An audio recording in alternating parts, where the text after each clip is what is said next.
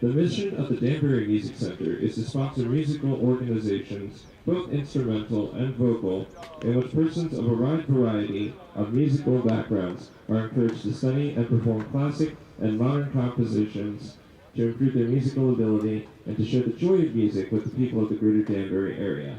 The musical organizations of the Danbury Music Center are composed of amateur and professional museums from the greater Danbury area and are conducted by professional directors.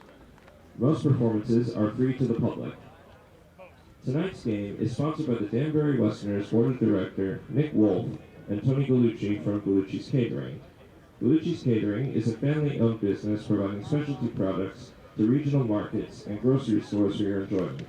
They also specialize in providing catering services to the tri-state area for weddings, birthdays, corporate events, anniversary celebrations, and other private events. For any type of event that calls for a celebration, Gallucci's is the catering company for you. Throwing out tonight's first honorary first pitch, representing the Danbury Museum and Historical Society Ives House, is Mary LaRue. Mary LaRue was recently appointed to the position of Executive Director of the Danbury Music Center. Since 1935, the Danbury Music Center has been home to classical musicians from Danbury and surrounding communities. Do you play an instrument, or do you like to sing? Join one of the Danbury Music Center's orchestras or choir. The Danbury Music Center is home to 3 volunteer orchestras, a choir, summer programs routines, and Danbury's favorite Nutcracker Ballet. Visit the table for more information about membership, whether you are happiest in the audience or on stage. There is a place for you at the Danbury Music Center.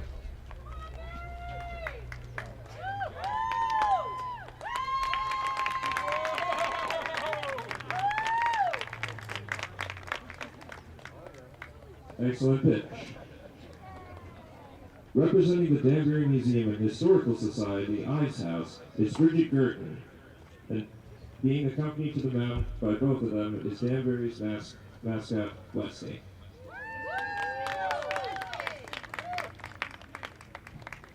Thank you.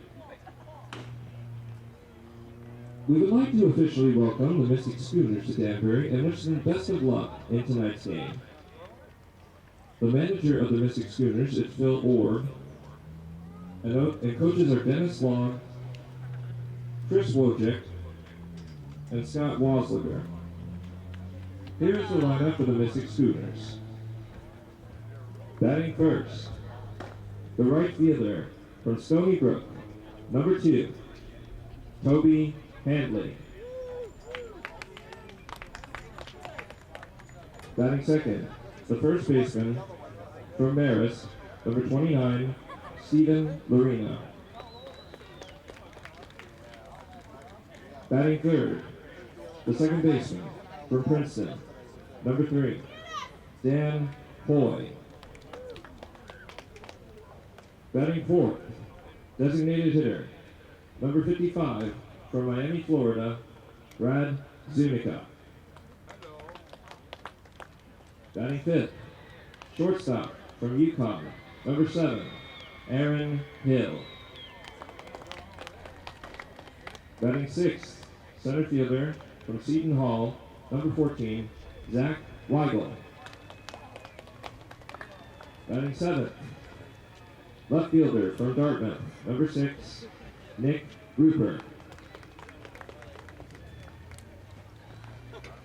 Batting eighth, catcher from Quinnipiac, number 32, Lou Iannotti. Batting ninth, third baseman from Seton Hall, number 5, Chris Chiradio. And pitching tonight, number 38 from Wagner College, Nolan Long.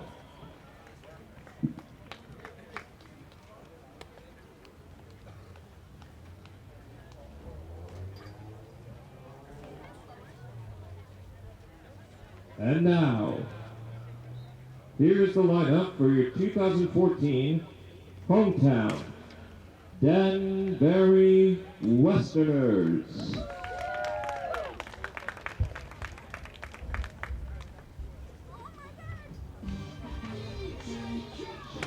Batting first, the shortstop, number 1 from Virginia Commonwealth, Lemael Machine. Batting second, the right fielder, number 20 from the University of Missouri, Logan Pearson. Batting third, the left fielder, number 38 from Dayton, Aaron Huseman. Batting fourth, the designated hitter, also from Dayton, number 6, A.J. Ryan. Batting fifth, the first baseman, from Hofstra, number 39, Ryan Donovan. Batting sixth, the catcher, from Kennesaw State, number 27, Brennan Morgan. Batting seventh, third baseman, number 13, from Mizzou, Zach Lady. Batting eighth, the second baseman, from Seton Hall, number 24, Joe Podislenko. Batting ninth, the center fielder, from Mizzou, number 35, Jake Ring. And pitching tonight, from Columbia University, number 28, Ryan Marks.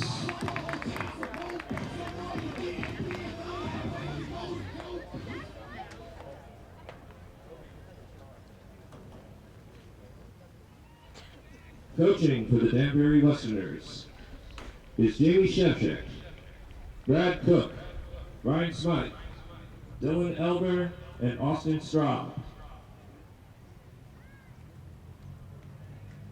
Now, please rise and remove your hats and turn towards our country's flag in center field. Please join us all in a moment of silence to honor the men and women who have and continue to serve our country throughout the world.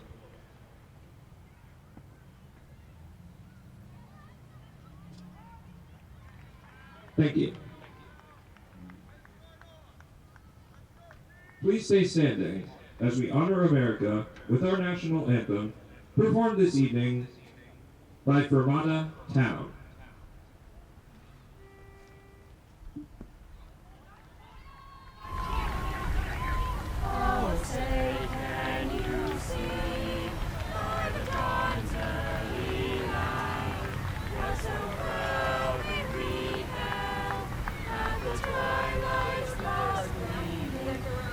Stripes and bright stars through the perilous fight. For the ramparts we watched were so gallantly streaming, and the rockets' red flare, our bombs bursting in air. They proved through the night that our flag was still there. Oh, say does that star-spangled banner yet wave o'er the land of the free and the home of the brave?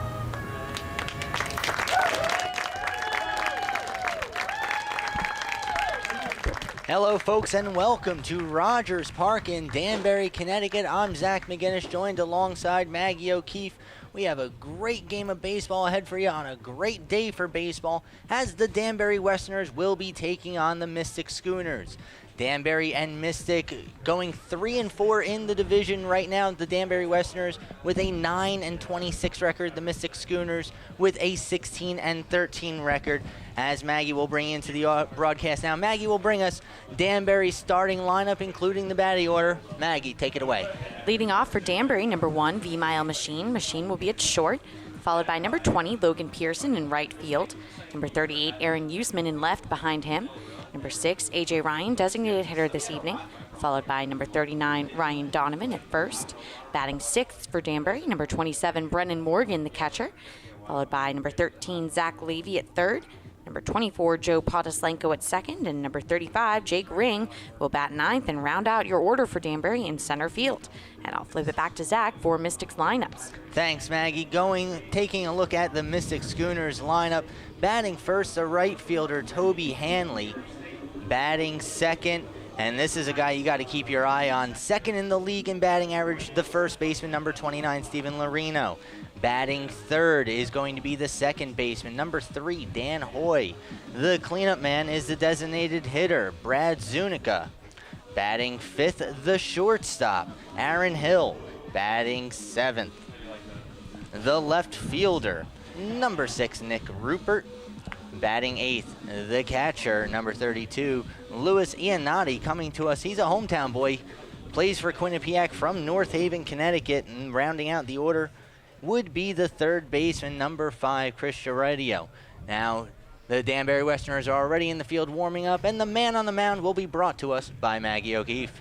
And getting the start tonight, Ryan Marks for Danbury. Very interesting in the fact that this really has been a cycle for Danbury of having guys get starts that typically come out of the pen. Ryan Marks, if you're looking just at his line, comes into tonight, and this is his 6th appearance for Danbury and his first start. So he's had 9.1 innings out of the pen, and with 8 strikeouts, 5 walks, and 13 hits.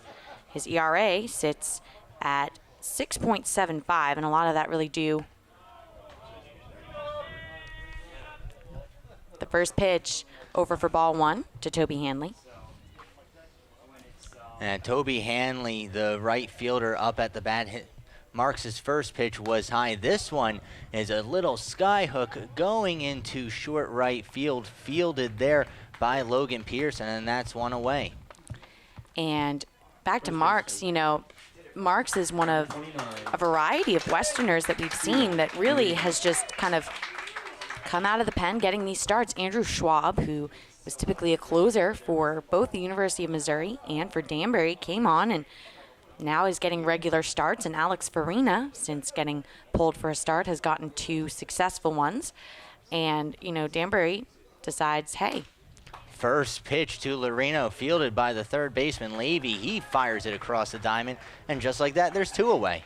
And so, Danbury coaching staff, if it ain't broke, don't fix it. And with Danbury's pitching staff, it was broken. So they, kind of needed to slot guys in, especially after the doubleheader yesterday in Newport, Rhode Island. Danbury able to split that doubleheader with the Gulls. They picked up the second game by a score of 1-0, dropped the first game 5-1, but they're a little short-handed from a pitching perspective after 14 innings of baseball yesterday. Yeah, that will tire you out. Dan Hoy, the batter now, 2 away here in the top of the first. Marks' first pitch is right down the middle, strike 1 called. And so 0-1 the count. And Mark's doing a good job with his pitch count. This will only be the 5th pitch of the inning. His offering. Seems like it's just a bit outside. And we'll call the count 1-1. And Dan Hoy, another all-star selection for the Schooners, as he's one of 6 Mystic Schooners to make that all-star squad. And they're sending a bunch of players there. Dan Hoy, the junior, plays for Princeton. Sees the 1-1 go outside, 2-1 the count, but he plays for Princeton. He's from Sellersville, Pennsylvania, and not your prototypical baseball body, only 5'9", 180. Very interesting to note we have an Ivy League matchup right now between the pitcher and the batter, as Dan Hoy out of Princeton, Ryan Marks out of Columbia, so the Ivy League's squaring off here.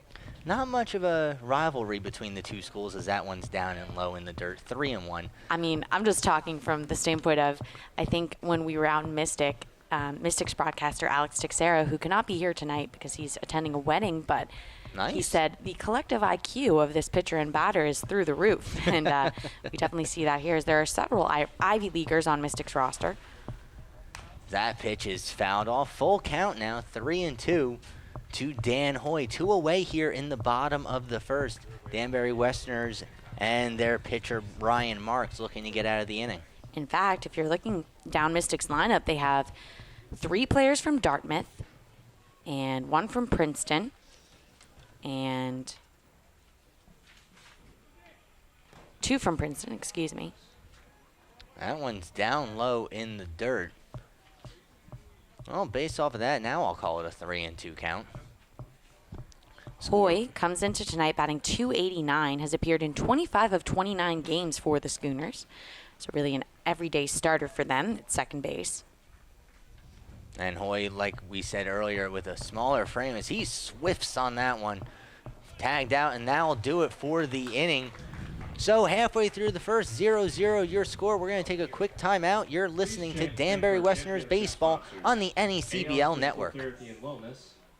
And welcome back to Rogers Park here, fans. I'm Zach McGinnis, joined alongside Maggie O'Keefe. Nolan Long, the pitcher for the Mystic Schooners tonight, currently warming up. And check out this stat, 6'10", 235. Guy's a monster on the mound. He is a sophomore from Waterford, Connecticut. He was drafted by the San Francisco Giants in the 38th round of the 2012 draft.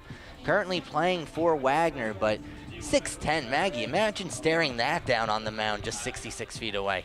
A very prominent threat off the mound, and you know, you look at that 6'10" frame. Danbury's tallest member of their pitching staff coming in at 6'6", and Brian Murphy.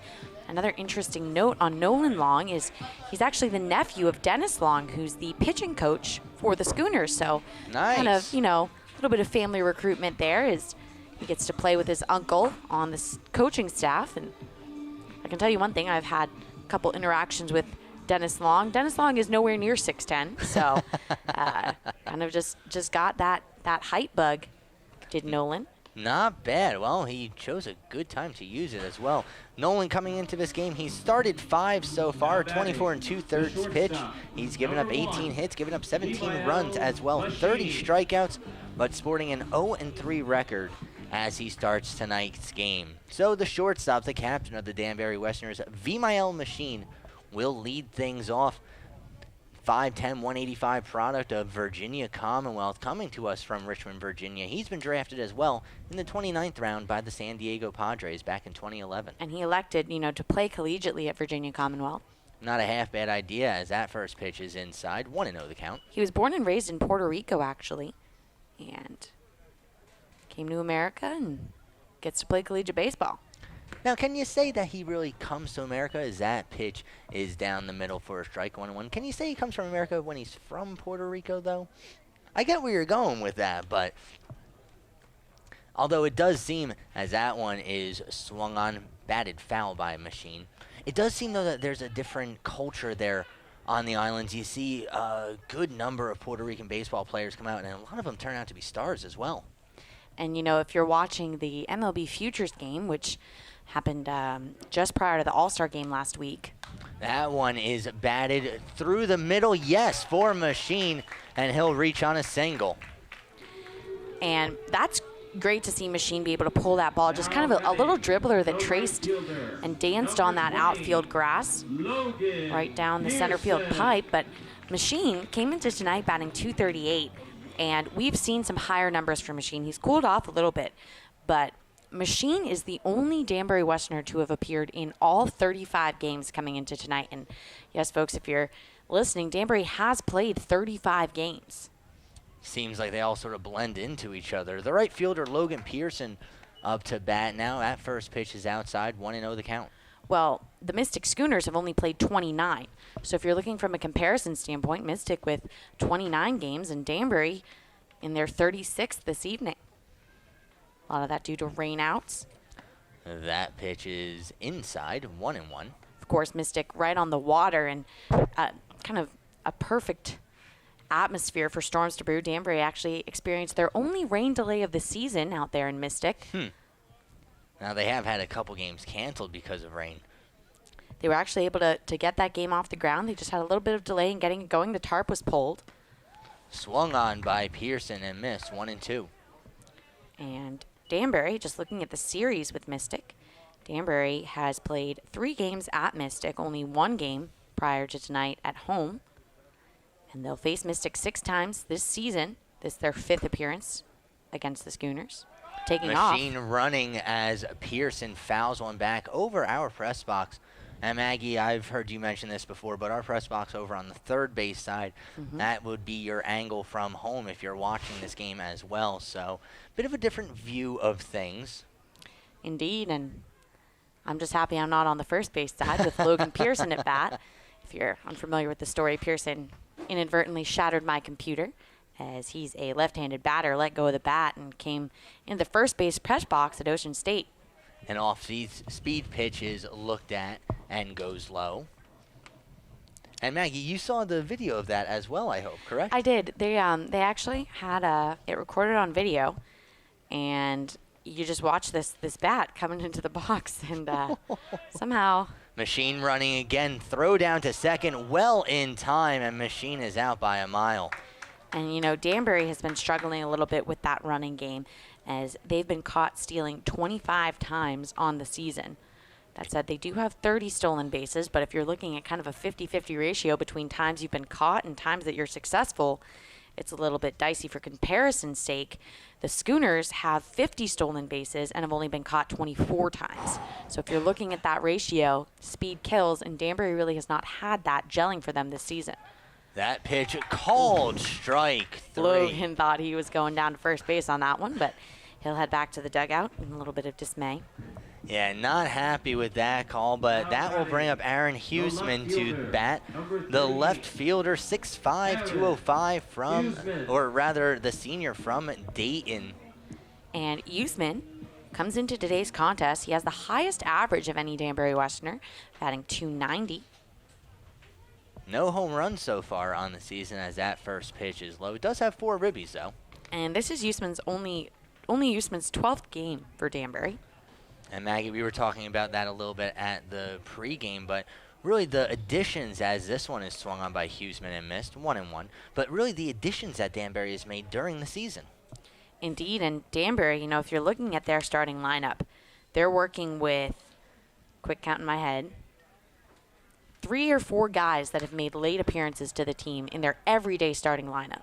Huseman tosses a dribbler down to third, thrown over to first, and that will do it for the inning. So after a single by Machine, he's thrown out at second. We'll take a short break. At the end of 1, Danbury 0, Mystic 0. You're listening to Danbury Westerners Baseball on the NECBL Network. Between the Danbury Westerners and the Mystic Schooners, leading off this inning for the Schooners will be the lead, or check that, the cleanup man, Brad Zunica, 6'6", 255. Looks like a linebacker out there. But he will lead things off here in the top of the second as Ryan Marks' first offering is a called strike 1. Zunica coming into this game batting .274. He's got 4 home runs. He leads Mystic in that category for the season as he swings at an off-speed pitch from Marks very early, and just like that, it's 0-2.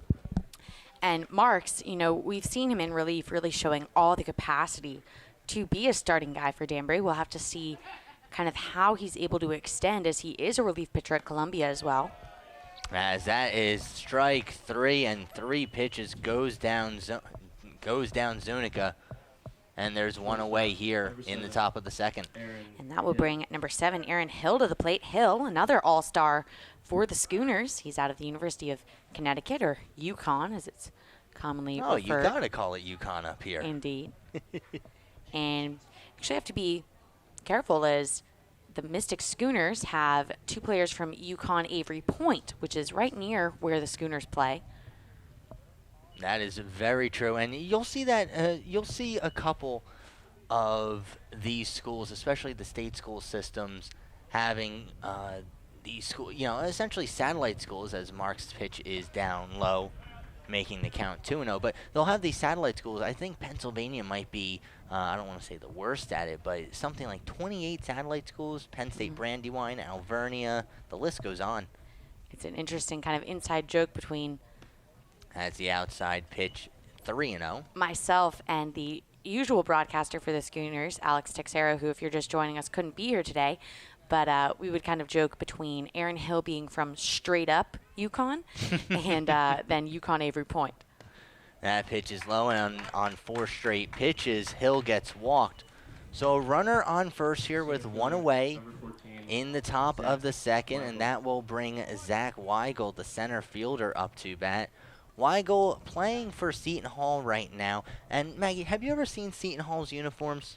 I actually have not, but Danbury has 2 Seton Hall players of their own. Joe Podislenko getting the start at second, and Sam Burham. We will not see Burham today as he pitched 6 1/3 innings of beautiful picture-perfect baseball yesterday. As that first pitch is outside, showing bunt on the play was Weigel, but he pulls it back. But both Podislenko and Burham are Seton Hall Pirates, and I do know that Seton Hall is their mascot, the Pirates. And I saw Podislenko, kind of chatting casually pregame with Weigel, and good to catch up with your collegiate teammates. The 1-0 is outside, or check that, just painting the corner, 1-1 the count. Well, Maggie, as I was saying with the Seton Hall uniforms, I'm sure you're familiar with the Tequila Sunrise uniforms of the Houston Astros. Yes, I am. Well, imagine those uniforms but using blue colors as opposed to yellows. Now that you mention it, and now that I kind of reached back into my recollection, I actually have seen the uniforms. A lot of college baseball teams actually kind of copycatting that a little bit for special occasion games. We saw, I believe, one of the Collegiate World Series teams, I'll have to double check, but one of the Collegiate World Series teams rocked that kind of horizontal stripe uniform. Oh, yeah, as that pitch is high, 2-1 the count. And Marks, when you're looking at Marks' ERA, he comes into tonight with a 6.75 ERA, and it's stressful for Marks because most of those runs coming in one bad outing. This one is swung on, potential for a double play, 6-4, and the 3 was too far as that one was sent outside the reach of the first baseman, Ryan Donovan.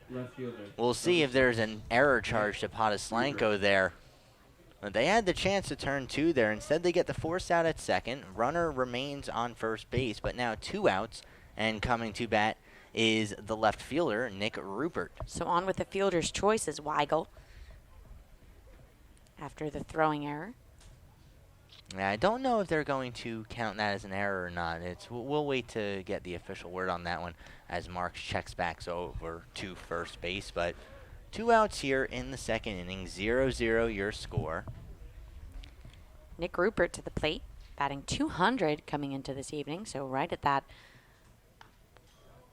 Right at the Mendoza line as he swings one and fouls it back. But another kid who theoretically at least has a good head on his shoulders. He goes to Dartmouth right now, and he's a junior there, originally from California. And Rupert, struggling mightily with the strikeout as he has 20 strikeouts in 75 at-bats. So if you're looking from a ratio perspective, Rupert, kind of a good guy to get by way of the K. Marks' pitch is just a bit down low. Runner still on first. That's Weigel.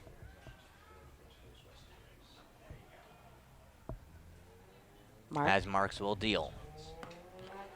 Going around, called strike 3, and that'll do it for the inning. So, halfway through the second inning, it's a 0-0 score. You're listening to Danbury's Westerners Baseball on the NECBL network. For tonight's Westie race.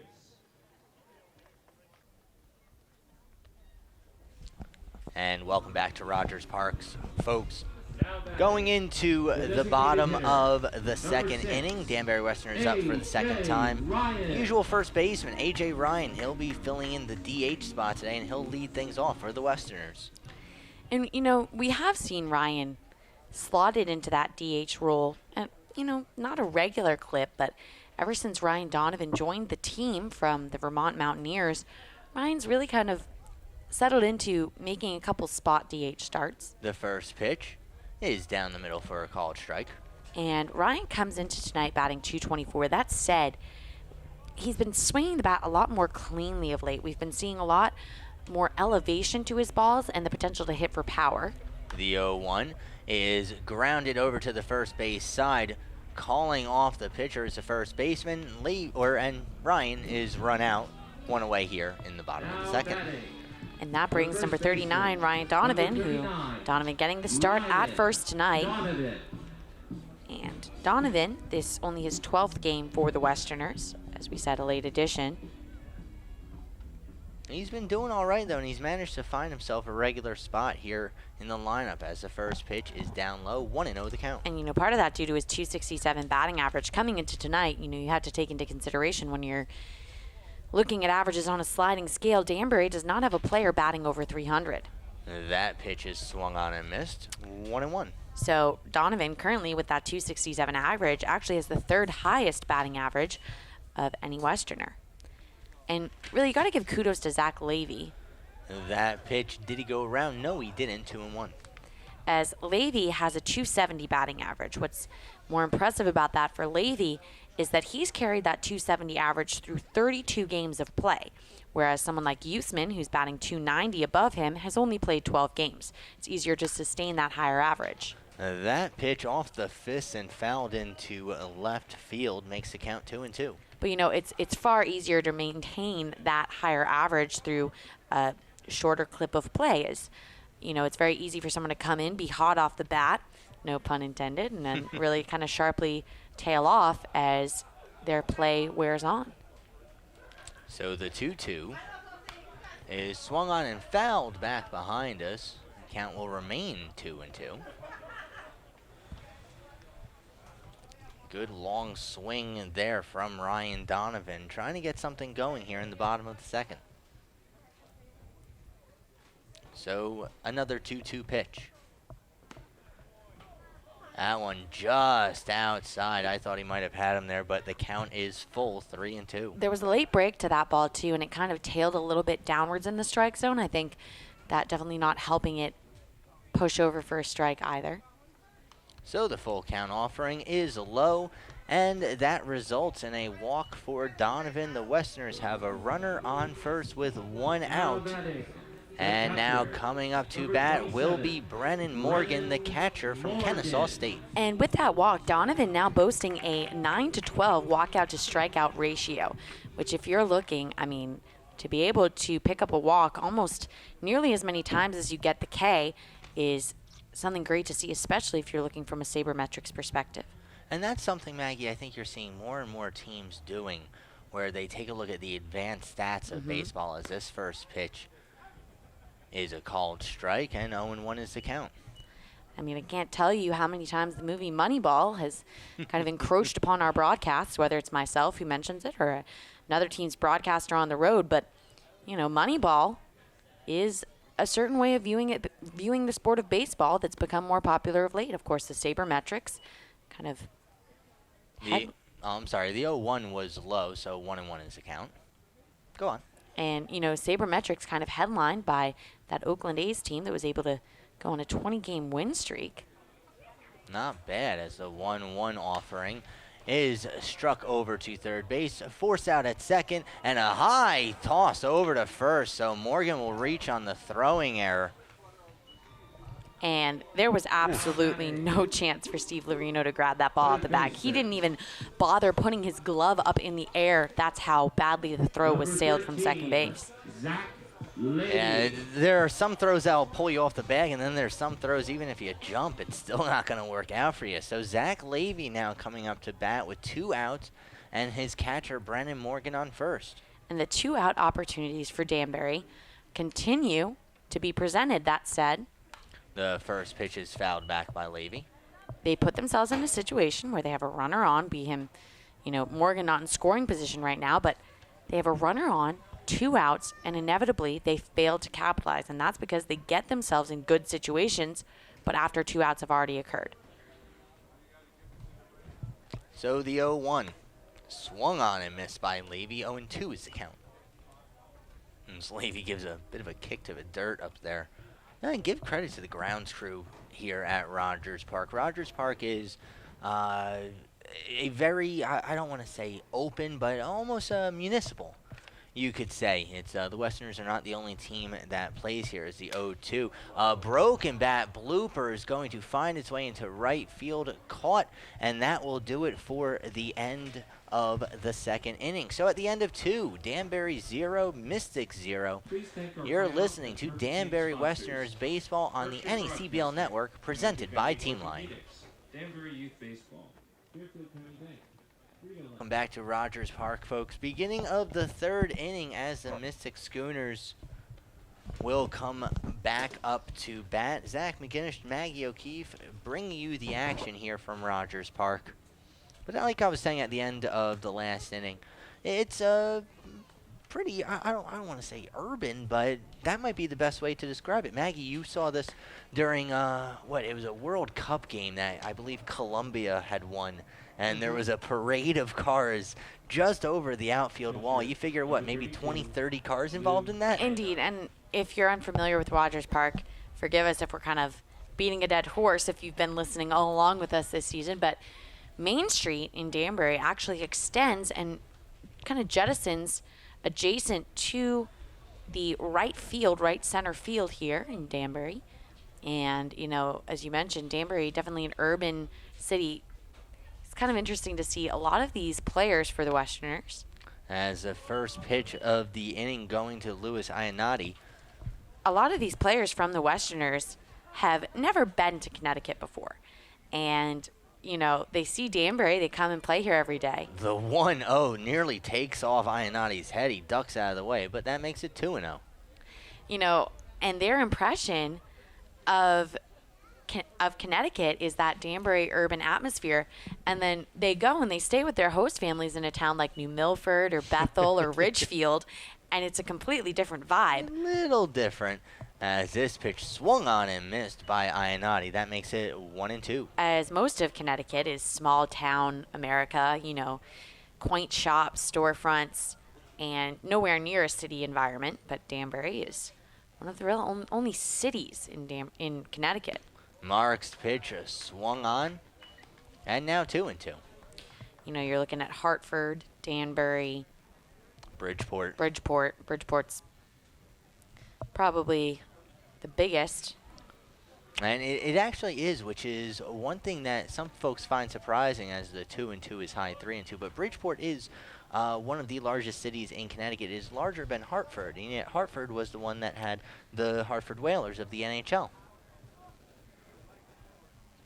Mark's pitch is flied over to right field. It's going to drop foul, ranging over and catching it. Good job there by Logan Pearson to retire the batter. And the defensive onslaught continues for Logan Pearson, as he just, there is no way to describe the way that Pearson's ramped up his defensive abilities of late.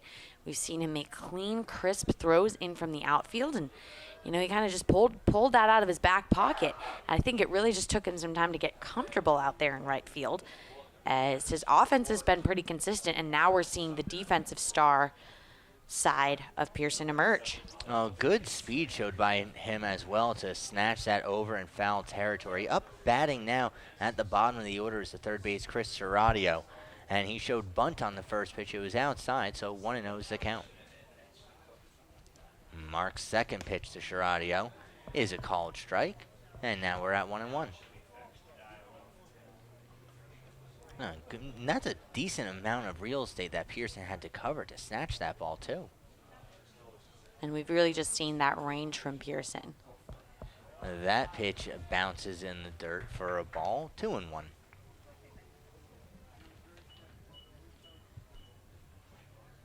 Of course, Maggie, if he had kept running, he would have run right into his own bullpen.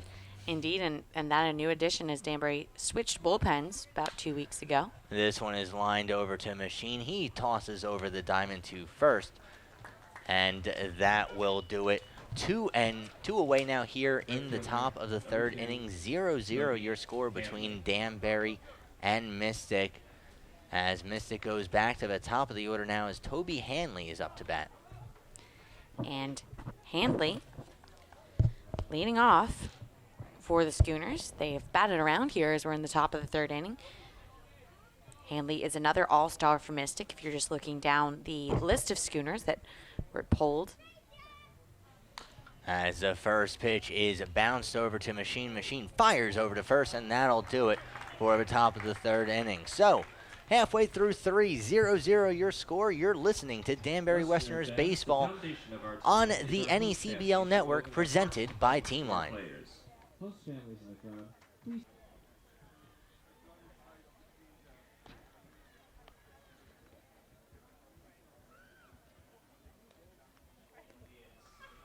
And welcome back to Rogers Park. Bottom of the third inning, about to come up. Danbury coming up to bat. Nolan Long for the Mystic Schooners has kept Danbury off the board so far, and looking to change things for that would be the second baseman, Joe Podoslanko. Podoslanko already with an error in tonight's game. The Westerners had a chance to turn two. Instead, Podoslanko threw one well wide of the first baseman, Ryan Donovan. As the first pitch to Podoslanko is a called strike. And 0-1 is the count. Podoslanko also from Seton Hall, hailing from Glen Mills, Pennsylvania. The 0-1 is low, 1-1 the count. But Podoslanko coming into this game, he's played in 29 games. He has a batting average of .216, as that pitch is low as well. But he has an average of .216, 7 RBIs with a home run, and 13 walks as well. This one is lined into the outfield. Good job by Podoslanko. He's motoring around first, thinking about two, but then thinks better of it. So Joe Podoslanko's on with a single to lead off the top of the third. Now Jake Ring will come to bat. The center fielder finds himself at the bottom of the order now after starting the season much higher. Last time he was in Danbury on Thursday, he found himself in the 8-hole in the lineup. Now pulling the anchor, but he has a runner on first base and no outs here in the third. The first pitch. Ring showed bunt, got lost in the catcher's paraphernalia, and trotting on over to second base is Joe Podoslanko. So now a runner in scoring position for Ring. Oh, I'm sorry, go ahead. Ring, really one of those players for Danbury that has been consistent in acquiring those starts in center field, as he has appeared in 32 of 35 games. So with a runner in scoring position and a 1-0 count. Ring still showing bunt. Watches that one go down low. 2-0 the count. And Ring plays collegiately for Mizzou and the University of Missouri, much like we were talking with UConn being really the colloquialism for the University of Connecticut, Mizzou, that for the University of Missouri. Long's pitch. Swung on by Ring, he fouls it back. 2-1 the count. Now Maggie, as a member of the SEC, I'm sure you're familiar with Mizzou. Well, indeed, I am. That said, Missouri was added to the Southeastern Conference only 2 years ago. Something not a lot of folks take into consideration as they're a new addition to SEC play. Now, how do you think the fans sort of mix in with the rivalries there? I mean, you going to Alabama, Well, I mean, you see things with Auburn. Indeed. That said, because it takes a while for rivalries to develop, you have to have, the other team kind of break your heart, and Auburn has broken Alabama's heart many a time. Aww. So that kind of, you start to get that rivalry. You're not going to really butt heads with someone that you haven't played as much. It takes a while to develop that rich history, and Missouri has only been in the conference 2 years, so I'm sure as time goes on and they start to play each other more, and there'll be kind of some heartbreaker games from both sides, that's when rivalries can start to gel. The 2-2 is high, and Ring has worked himself into a full count. And Ring, if you're looking at his line on the year, has walked 10 times, struck out 29. And a runner in scoring position here for Danbury and Joe Podoslanko. So the full count offering is low. Ring will take first base, and now runners on first and second for the Westerners as Vimael Machine will now be coming to bat.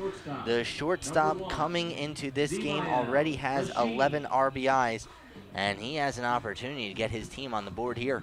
Great job by Machine there. By Ring there to draw the walk and bring Machine up as he fought in that at bat. And for someone who's been struggling with the strikeout, as Ring has, great to see him really kind of zeroing in, having that keen eye to be able to watch some pitches go by. Good discipline shown there by Jake Ring. It rewards him in a walk. Now Machine showed bunt, and it's almost like he was pulling it back. Bat managed to hit the ball. It fouls off. Either way, it's an 0-1 count for the shortstop. So Vimael Machine, he's second only to A.J. Ryan in total at-bats here for the Westerners on the season. Has a runner in scoring position in Podoslanko. Ring is on first. The 0-1. Machine bunts one right down the third base line. Textbook fires over to first. And so Machine is out on the sacrifice, but he advances the runners. Podoslanko on third, Ring on second, and coming up to bat is Logan Pearson with two batters in scoring position and only one out here in the bottom of the third. And Pearson is actually Ring's teammate at the University of Missouri. He's an Arkansas native and has been hot since joining the Westerners, really been a valuable contribution. We saw him make that great play in foul territory last half inning. Long's first pitch is lined right to the first baseman and caught. Good job there by Steven Lorino. And the cat-like reflexes of Lorino on that one, folks, let me tell you, is you really got to, you can't blink, you can't think on that one, as it just kind of comes to you and you instinctively make the play. And good job by Lorino there, as he's an all-star for the Schooners. And he shows it there, so now 2 outs on the inning. Aaron Huseman up. And the Westerners are in danger of squandering the advantage that they've built in this bottom of the third. The first pitch to Huseman is low and away, 1-0 the count. And it goes back to what I've been talking about for the longest time with the Westerners. They put themselves in these situations where they have good opportunities with 2 outs. They now have runners at second and third, 2 outs. This pitch is also low, 2-0 the count. And looking to really capitalize on that is Aaron Huseman. So stranding runners has really been the thing that I think has hurt Danbury the most. They struggled with pitching for a while. The pitching has settled in, and the pitching staff really doing a good job of late, but stranding the runners has been deadly. The 2-0 is swung on and fouled. That was going to be low. 2-1 the count now for Huseman. I mean, if you're looking at the hit line, Danbury has 268 hits on the season. The Schooners only have 254. Record-wise, the Schooners come into tonight at 16-13 and Danbury at 9-26.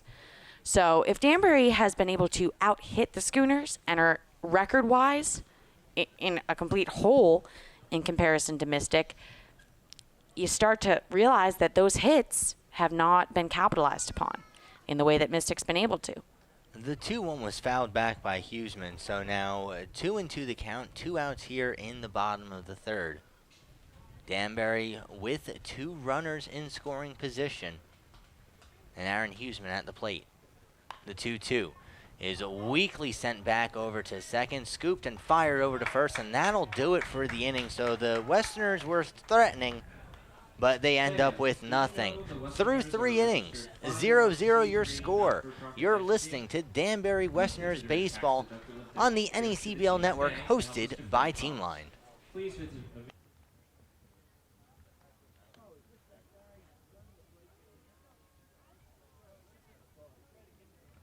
First baseman, number 29, Steven Lorino. And welcome back to Rogers Park, folks. I'm Zach McGinnis, and now bringing you play-by-play, Maggie O'Keefe. And welcome in, folks. We're getting set to start the top of the 4th inning as all-star Steve Lorino settles in. Lorino, a righty, comes into tonight with the hottest average for the Schooner. Shows you why he's an all-star, batting .385. And Ryan Marks comes set. Marino gets a piece of that one, and it's a line shot. Ranging back to make the grab is Logan Pearson out there and right. And folks, we've been honing in on Pearson's defense all game. Made that catch and foul territory a great set of wheels there to backpedal, make that one full extension, raising his arm above his head.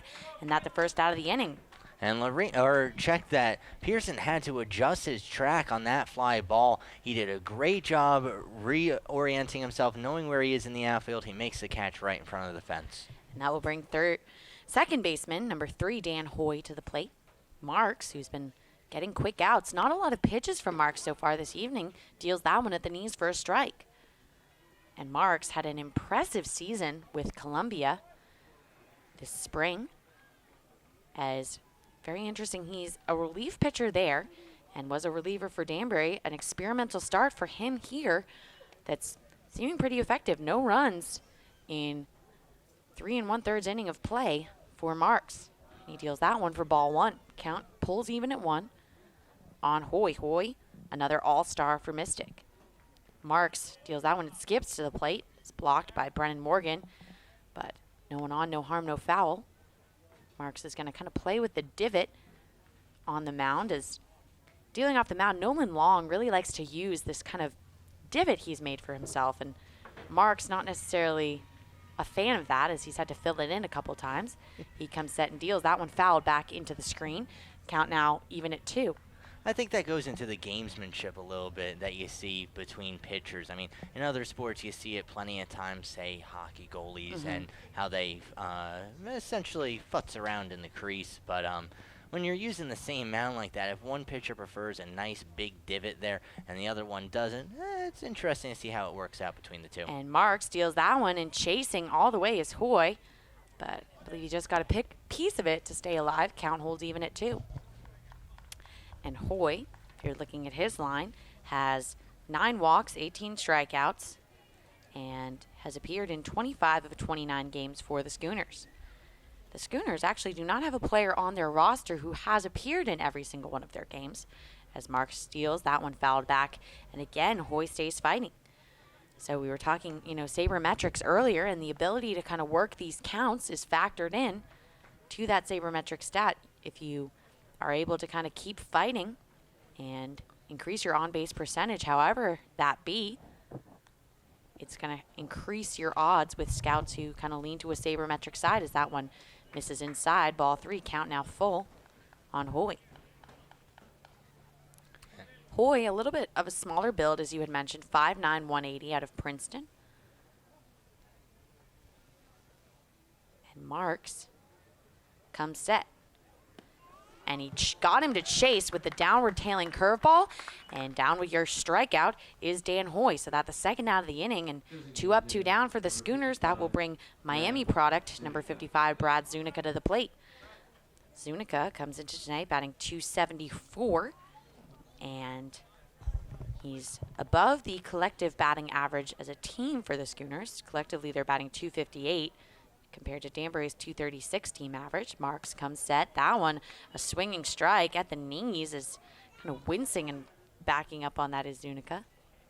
Marks is doing a good job with his off-speed pitches right now. He's making these Mystic Schooners chase. And that breaking ball in full effect as Marks comes set. That one, straight fastball, a little bit off the plate, ball 1. And a lot of times you'll see pitchers that use that breaking ball as their out pitch. They'll deal fastballs, maybe a curve, and they'll really show that break to get the out. Marks will mix it in earlier in counts as he deals that one, a curve that misses inside for ball 2. Marks has been doing a good job of that as well. I fully agree with you, because then if you're a batter, it's one more weapon that you need to sort of keep in mind. And that one misses low in the dirt for ball 3. So Marks working with a full count now to Zuniga. And I'll be interested to see if he throws some of the breaking stuff right here. Marks comes set, deals, and he gets Zuniga to chase there. That was actually strike 2, folks. We had some kind of technical difficulties with our scoreboard, and I knew in the back of my head that there was only one strike, but I kind of played the blind sheep and went with what the scoreboard said. But now the count is full here And Marks working quickly, comes set. That one is a little dribbler that's going to be ruled foul. It rules fair, however. Yeah, that one went off the leg of Zuniga. Looked like it hit him in the thigh and the foot. And I mean, Zuniga, very stocky, kind of solid-looking player. And he takes it almost without a wince. Zuniga comes in at 6'6", 255 out of Bradenton, Florida. And Florida, kind of a hotbed for baseball. Still at 6'6", 255. I want to know how the football team let him go. And that one's chopped foul down the third base line. And Zuniga showing that Mystic, as you know, the broadcaster for Mystic, who's not here today, Alex Texera, will always tell me as I go to work in Mystic that the Schooners collectively do a great job of working at bats, as Zuniga did there, draws the walk. So a two out base runner for your Schooners. Number 7. And now we'll bring Aaron Hill up to bat. He was the one who sort of started off the whole UConn conversation. Indeed.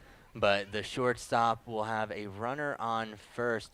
He got on base last time, but he only has he has 2 outs already against him here in the inning. And Hill, one of 3 Schooners batting above 300, as he's at 314. Danbury does not have a player above that 300 mark. 300 kind of where you're really having a good season for yourself if you're a batter. Hill gets a piece of that one, fouls it, and lands right next to the Rogers Park Middle School that's adjacent to our field here in Rogers Park for a strike.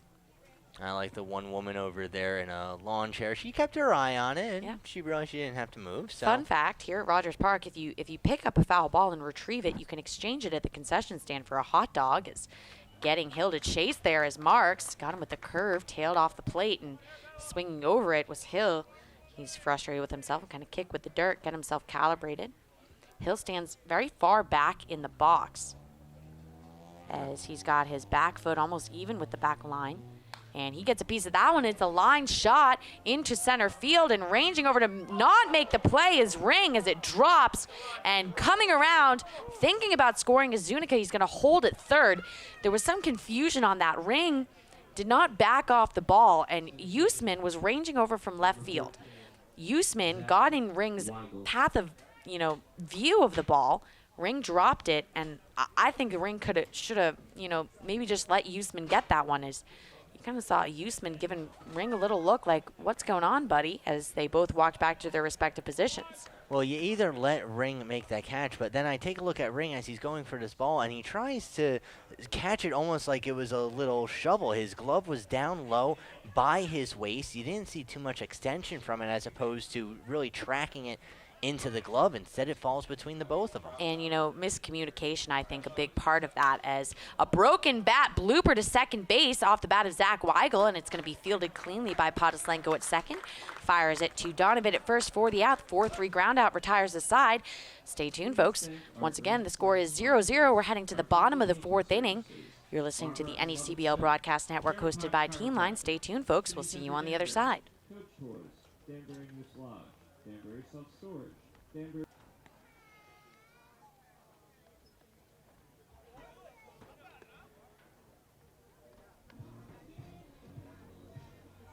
Designated hitter, number 6, A.J. Ryan. Welcome back, folks. We're here at Rogers Park, Danbury, Connecticut. If you're just joining us, we're headed to the bottom of the 4th inning. Your Danbury Westerners are all knotted at 0 with the visiting Mystic Schooners, and A.J. Ryan, as you can hear from his walk-up song Classic, he just switched to that recently. And when you hear that playing, you know that Ryan's coming up to bat as he watches the first one in the dirt, ball 1. A.J. out of the University of Dayton. And he's kind of trying to heat up his bat a little bit. He's been defensively solid, but only batting .224 coming into this evening as he watches that one miss for ball 2. Strike 1, as that just traced the inside corner. Ryan swings and misses. He chased it. That one is, Long kind of blew one by him there. Good velocity from Long. He's got those long pitcher's legs to deliver off the mound. And Ryan in a spot. Long comes set, deals, and that one missed with the curveball, broke too early and tailed out of the zone as it came towards Ryan. Ball 2. You're talking about long pitchers like 6'10", this guy's listed at. And that one at the knees, called strike 3, and A.J. Ryan has given a excuse me face to the umpire, and I don't know about that one. It looked a little bit low in the zone to me. That said, the umpire's word stands, and the backwards K in your scorebook retires Ryan for the first out of the inning. That brings Ryan Donovan to the dish. So A.J. Ryan his last name, and then Ryan Donovan with the first name Ryan behind him. Is that one on the inside corner for strike 1, as just looking at the zone for our home plate umpire this evening, he really is letting some lower borderline pitches come across for strikes. And that one, a swinging strike from Donovan in the same spot. As I've really seen a lot from Long that he's kind of a spot pitcher. We've seen really throughout the season 2 distinct styles of pitching throughout the NECBL, as Long deals that one and getting Donovan to chase. So 3 straight pitches for strikes, and Donovan down with another strikeout. 2 up, 2 down for Danbury, and that will bring number 27, catcher Brennan Morgan, to the plate. Brennan Morgan's going to look to try and get something going here, especially after so much promise was shown in the last inning. But that said, Danbury always seems to have this knack of getting something going with 2 outs and not being able to capitalize. Morgan settles in here looking to get it done. The pitch is at the knees for a strike. Morgan, a Kennesaw State product and a Peachtree City, Georgia native right near Atlanta, appropriately walks up to the song Welcome to Atlanta. And that was an old favorite back in the day. Long comes that. That one skips to the plate for a ball. Count now even at 1. And Morgan came here late as the Owls made it to the Super Regional in the NCAA tournament. So that said, he's appeared in 21 of 35 games for Danbury, and he watches that one on the outside corner. Painting with that one was Long, right on that alleyway outside edge for strike 2.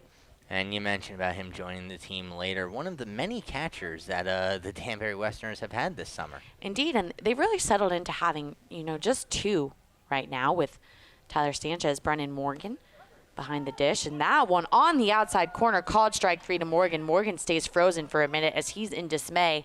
I myself am a little bit confused as that one looked a little bit off the plate. But striking out the side is Long, and we're going to head to the top of the 5th inning when we come back. You're listening to the NECBL Broadcast Network hosted by Team Line. Stay tuned, folks. We'll see you on the other side. Gentlemen, we're about set to get underway here, top of the 5th inning, as settling in is number 6 for the Schooners, Nick Rupert. Rupert comes into tonight batting .200, so in the lower third of the average scale for the Schooners. And Marks back on to work, showing bunt all the way. It's going to trickle foul. And Rupert now in a 0-1 count. See what Rupert does again here. Well, Rupert nearly got away with that bump.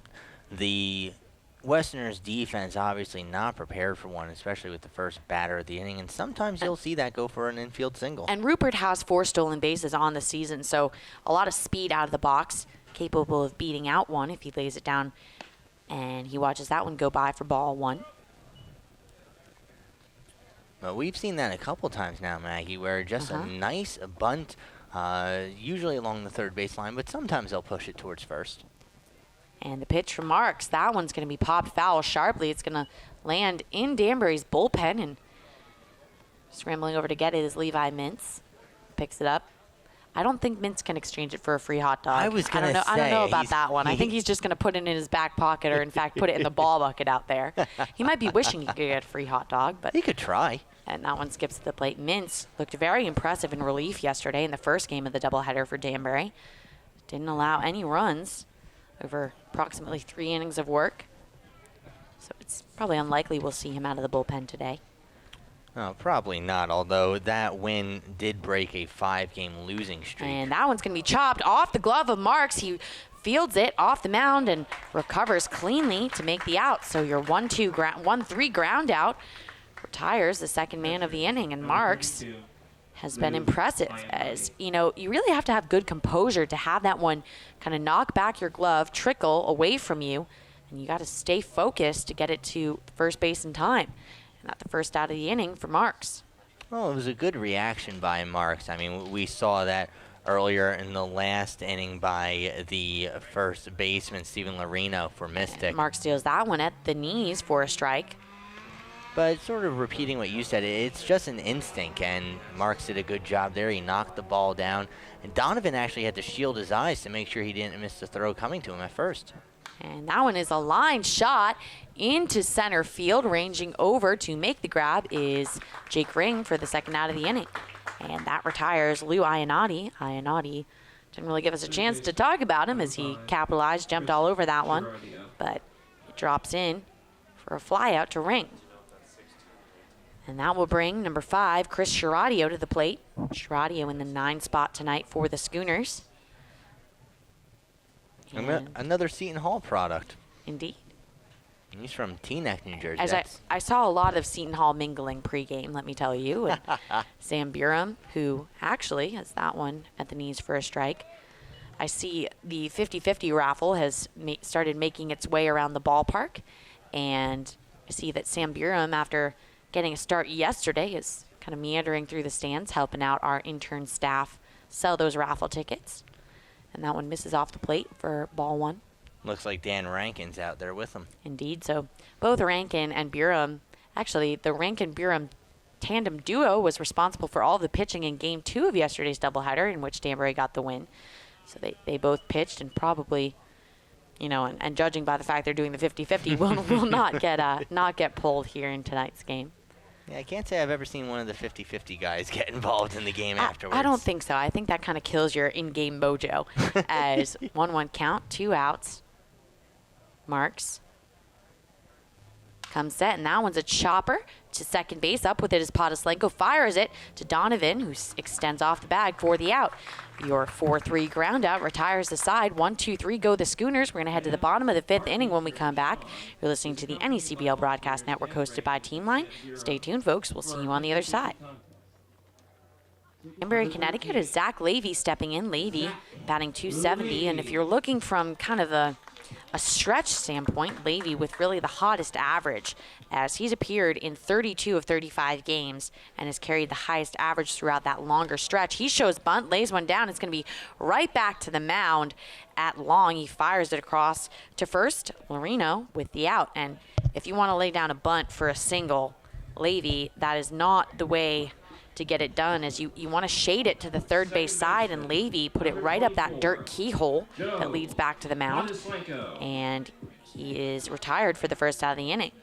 And that is one thing that when these players bunt here at Rogers Park, you don't see that at every ballpark where you have this dirt path that leads from home to the pitcher's mound. So if you put it in there, you're basically funneling it right towards the pitcher. Pitch from long is on the outside corner for striking it. You know, there's all sorts of baseball designs that are actually, you know, considered legal from a field perspective. Is that one is over for a strike. Interestingly enough, if you look at the Toronto Blue Jays Stadium, they don't have dirt base paths. Nope. And that, to me, would throw me off as a player. And that one sails just, and indeed sails in for called strike 3 to Podoslenko. A very late strike call there from the home plate umpire. He took his sweet time deciding, but second out of the inning for Long. And the way Long has been dealing this evening, it seems as if he could go very long into this game. Had to sneak a pun in there, folks. There if you're you go. a faithful Danbury listener, you are no stranger to my punny ways, as Long deals that one in the dirt for a ball. Count now 1-0 as he's working to Jake Ring. Ring in the 9 spot tonight for the Westerners. He was a leadoff man for a while there for Danbury. He chases that one as it tails into the dirt for strike 1.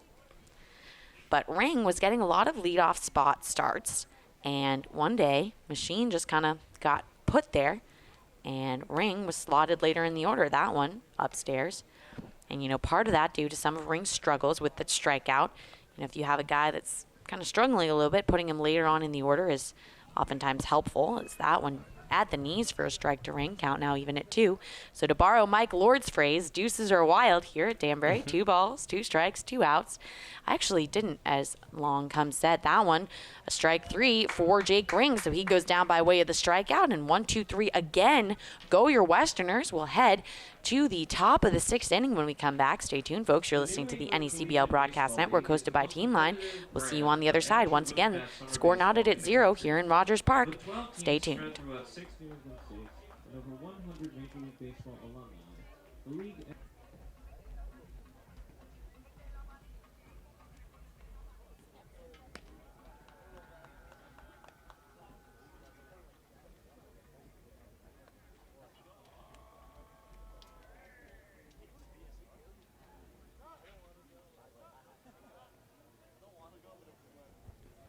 Welcome back, folks. We're here at Rogers Park, Danbury, Connecticut. Ryan Marks has been hitting all his marks insofar as getting those zones in the strike zone, as he's been on point. And that one over for strike one.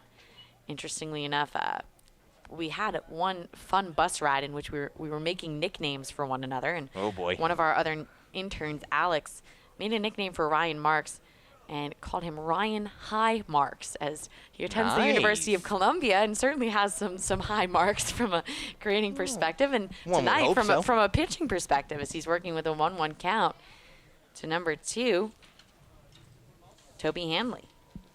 High marks, eh? High marks. Nice. He's got some high stirrups on as well, as that one on the inside corner for a strike. It's a little bit shaded inside, but the strike zone's been flexible all evening. 1-2 count. That's one thing you mentioned, the stirrups. Taking a look over on first base, Ryan Donovan also rocking the high socks as well. It's a classic look you don't see too often these days. And that one at the knees, called strike 3. Another late strike call from our home plate ump, but the backwards K in your scorebooks. And Ryan Marks has been absolutely wheeling and dealing with the strikeout this evening, as first man retired, and that will bring number 29, Steve Lorino, to the plate. Lorino once again coming into the season with a .385 average. It's good for second best overall in the NECBL.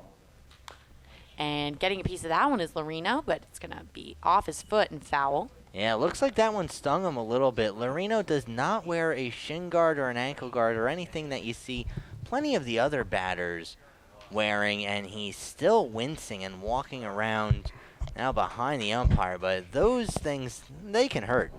Just a note on Marks, he has 5 strikeouts through 5 1/3 inning of play, so pitching at a remarkable clip. And Marks comes set, that one at the knees for another strike. And, you know, if you're really able to deal and get 1 strikeout per inning, that, you know, scouts love that. They're going to eat that up all day long. And we've seen a lot of Danbury's pitching staff able to capitalize with the strikeout. As Marks, Lorino gets a piece of that one, and it's line going to lace just foul. And do you have a ruler, folks? Because that's maybe 4 or 5 inches off the foul line for a long strike 2. That was close, and then running on over to making sure things didn't get too out of hand was Aaron Huseman. But good job by him to get on over. Either way, foul ball. And Lorino actually has seen several pitches, fouled one off his foot, fouls one there, and then an 0-2 hole pitch from Marks in the dirt ball one. There's a pretty sizable crowd here tonight at Rogers Park in Danbury on your Saturday night. Oh, pretty decent turnout tonight. Attendance probably around 300-400 or so.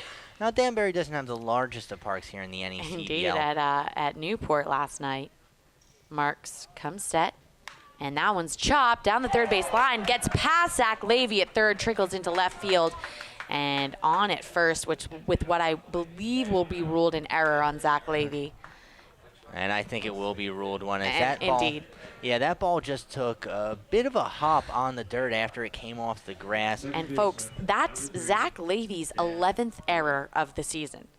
And for comparison's sake, behind him, Email Machine with 9.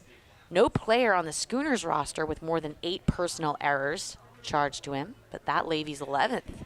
And Marks comes set. That one is drilled deep, and ranging over to make the grab and right is Logan Pearson off the bat of Dan Hoy, swung at the first pitch he saw for the out. So man on first, and one away now for the Schooners. Oh, good job by Pearson there to get over and make the catch. It was going to stay fair, but Pearson, after making the catch, quickly gets the ball back to the infield, making sure that nobody on first base, in the name of Steven Lorino, gets any ideas of taking second. Excuse me, after the 5th strikeout of the game from Marks, that is the 2nd out of the inning, and he misses with ball 1 to Brad Zuniga.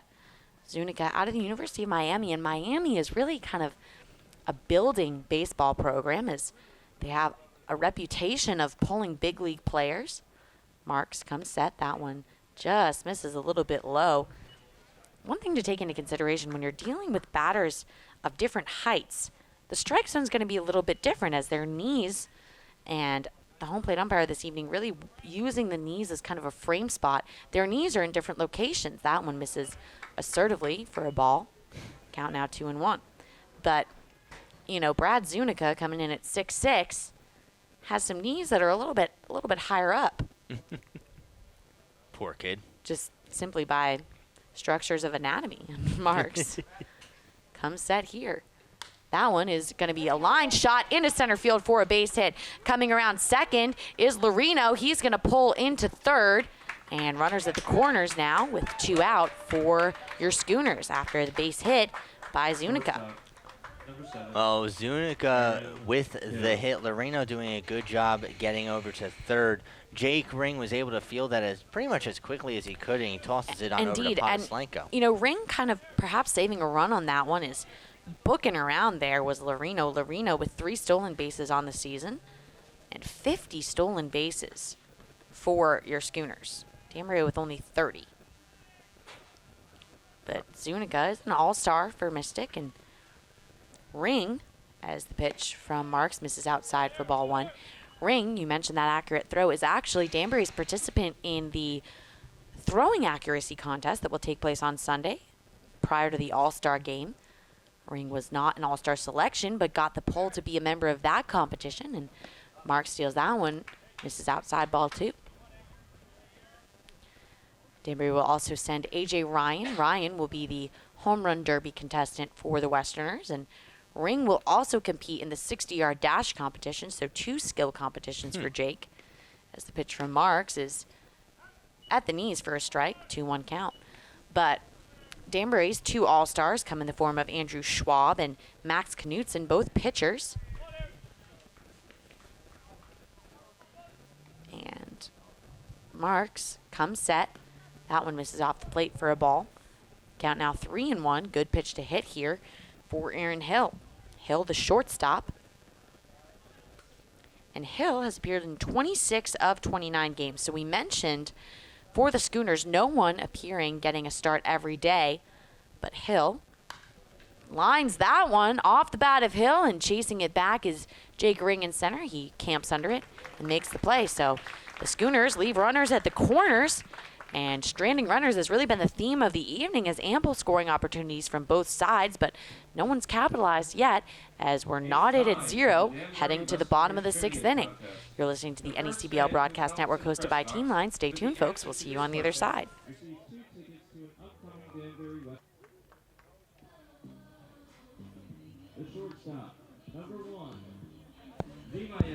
And to the tune of Fancy by Iggy Azalea, V-Mile Machine steps up to the plate.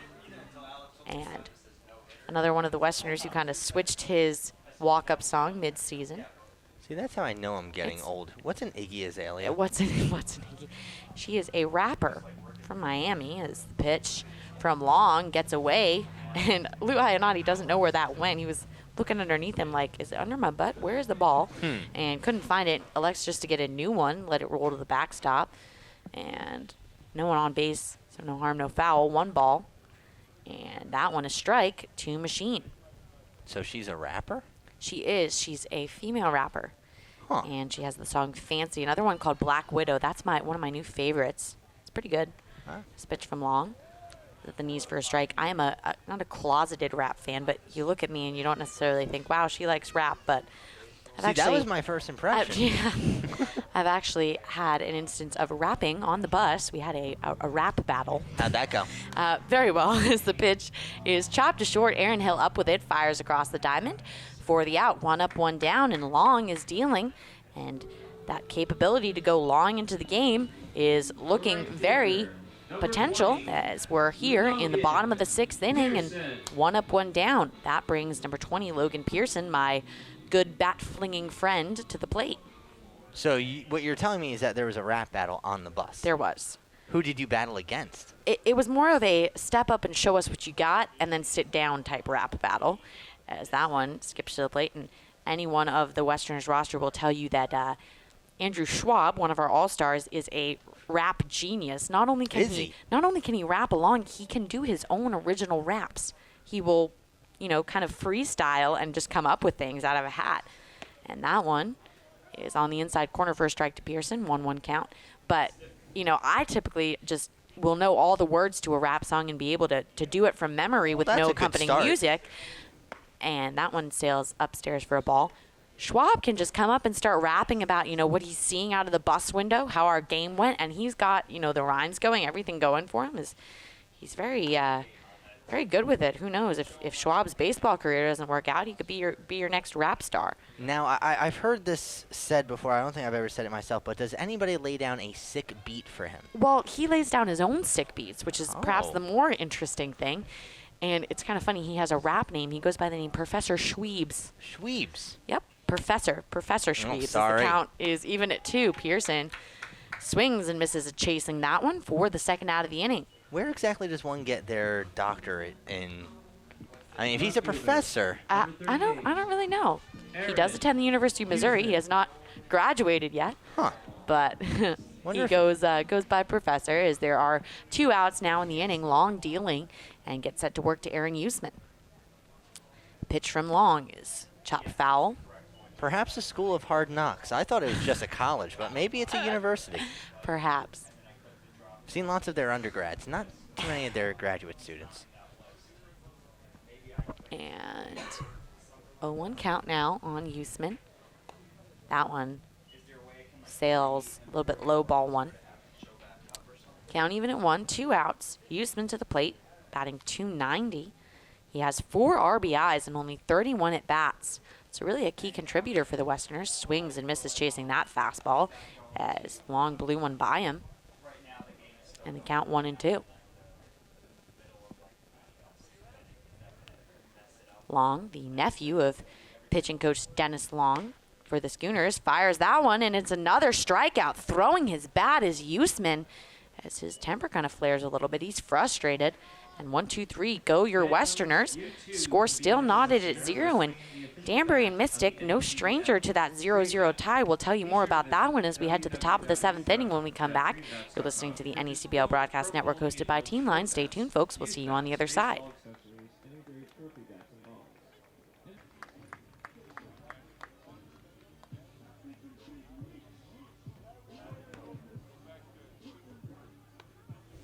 Welcome back here. We're at Rogers Park, 0-0, the score. And a new pitcher for Danbury as we head to the top of the 7th inning, and that's Joey Arena. Arena comes on the mound out of LIU Post. And interesting pull of Ryan Marks, who was really dealing through 6 innings of work. No runs for Marks, and 6 strikeouts for Ryan. As just looking at Arena's line, he comes in, started 1 game in Newport. It did not go well for Joey, and he moved into the bullpen. So kind of shows you that slotting around of pitchers. Really, they can move from the bullpen to a start and back again. But Arena really settling into that bullpen role. Comes in to tonight, 8 games, 15.2 innings pitched, and allowed 12 runs, 6 strikeouts, 6 walks. So his walkout to strike ratio dead even. And he comes in tonight with a 6.89 ERA, but a lot of those runs piling up against him in his kind of failed start attempt out there in Newport. And I'll flip the play-by-play responsibilities back over to Zach McGinnis, who's kind of Suedo filling in for Alex Texera. He's a member of Danbury's kind of staff, but he stepped up to the plate in a very intentional pun on that one. Nice. He stepped up to the plate this evening to cover for Alex, and he's on here. Well, Zachary Weigel currently at bat for the Mystic Schooners as that pitch is low and in the dirt. 1-1 the count, 0-0 your score as we are in the top of the 7th inning. and not too many dangerous situations defensively for either team. The Westerners did have 2 on in scoring position a couple innings ago, and they were unable to do anything with it. So Joey Arena deals. That one is swung on and fouled back by Weigel. But Arena, this is his 9th appearance of the season. He's played in 8 games so far. Maggie, as you mentioned, 15 2/3 pitched. He's given up 25 hits, and he's given up 13 runs as well. He does sport a 1-2 record, even though he's only started 1 game, and he has an ERA of 6.89. His pitch is a broken bat blooper fielded by the shortstop machine, who dings it on over to first. Donovan with the catch, and that's 1 away here in the top of the 7th. And we mentioned Ryan Marks' night is done, and 6 strikeouts for Marks, only 2 hits allowed in 6 innings of scoreless ball. And that's the kind of start that Marks was looking for. You see him coming into this game. This is the first game that he started. He's made 5 previous appearances, but he gives you a quality start. He only gives up 2 hits, nothing across the plate. So a good job by Marks. Nick Rupert now up to bat. He is the left fielder. Arena's first pitch is a called strike, and 0-1 is the count. And if Nolan Long stays on for the bottom of the 7th inning for Mystic, you're looking at a very different height spread between Danbury's pitcher and Mystic's pitcher, as Joey Arena comes in at 5'10", and and Nolan Long a full foot taller than him at 6'10". Here's Arena's 0-2. Is down low. 1-2 the count. Well, Maggie, I suppose if the bench is clear, those two probably won't pair off against each other. Absolutely, but one thing to say about Arena, despite his size, he's really been effective for Danbury. After kind of settling down, we kind of said how if you get scathed in one outing, it takes a while for that ERA to resettle. The 1-2 is flown out to right field. Pearson settles under it, and he'll make the catch, 2 away. But, talking about Arena's size, to his credit, he comes off the mound with just this force, as he doesn't have as much velocity. His velocity is a little lower. Part of that, he doesn't have as much kind of leg power to kick off the mound with, but he's got good breaking stuff and really can work that curveball and slider. And we've seen Joey be really effective despite, not being able to fire as hard. Well, Arena's first pitch to Louis Iannotti, the catcher, is down low for a ball. Iannotti coming into this game batting only .211. He's only played in 13 games so far for the Schooners. Here's Arena's next pitch. This one is fouled off the fist, just past third base. 1-1 the count, with 2 outs here in the bottom of, or check that, in the top of the 7th. So Arena waits for his sign. And the pitch. Just painting the outside corner, 1-2 the count. And Arena is a strike away from getting out of the 7th. When we watched Marks get the start as a typical reliever, Arena getting the relief as a typical starter, he made 8 starts for LIU Post this 2014 spring season, and he allowed only 36 hits and 61.2 innings of work. The pitch. Swung on and missed, strike 3. That'll do it for the inning. So, halfway through the 7th, we are still knotted at 0. You're listening to Danbury Westerners Baseball on the NECBL network, hosted by Teamline. The bottom of the 7th inning coming up. I'm Zach McGinnis, joined alongside Maggie O'Keefe. A.J. Ryan, the designated hitter for tonight's game, will lead things off for the Westerners, as they, along with the Schooners, still trying to get a run across the board. We are knotted at 0. And I gotta say, A.J. Ryan's walk-up song has quickly become my favorite, as he has Classic by MKTO.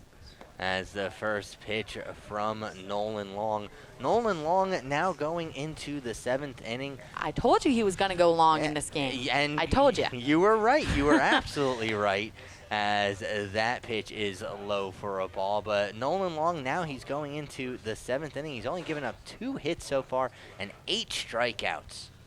This one is grounded over to third, fielded by Sharadio.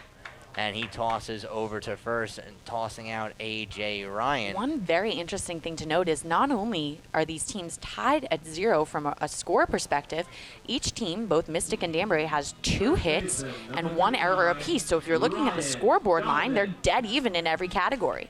Very, very symmetrical. It's something I appreciate. If you're, have any OCD tendencies, you'd be very happy here this evening.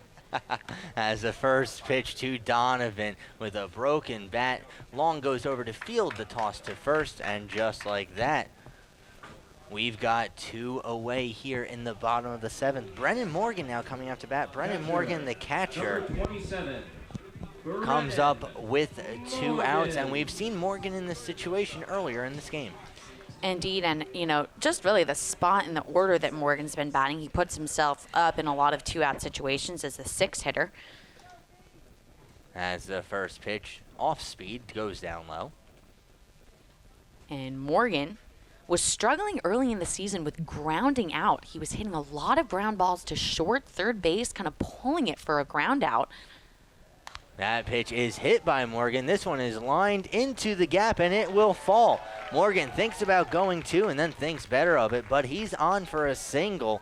And the Westerners have another base runner with 2 outs. It's Brennan Morgan on first base as Zach Levy comes up to bat. And what's important to note with Morgan is that I'm telling you about how he was grounding into ground outs, and even when he was getting a hit, it would be a little bleeder through the infield, kind of a hard hop for one of the infielders, but Morgan has been kind of skyrocketing that ball, getting those clean-cut, pretty line drives like he got there.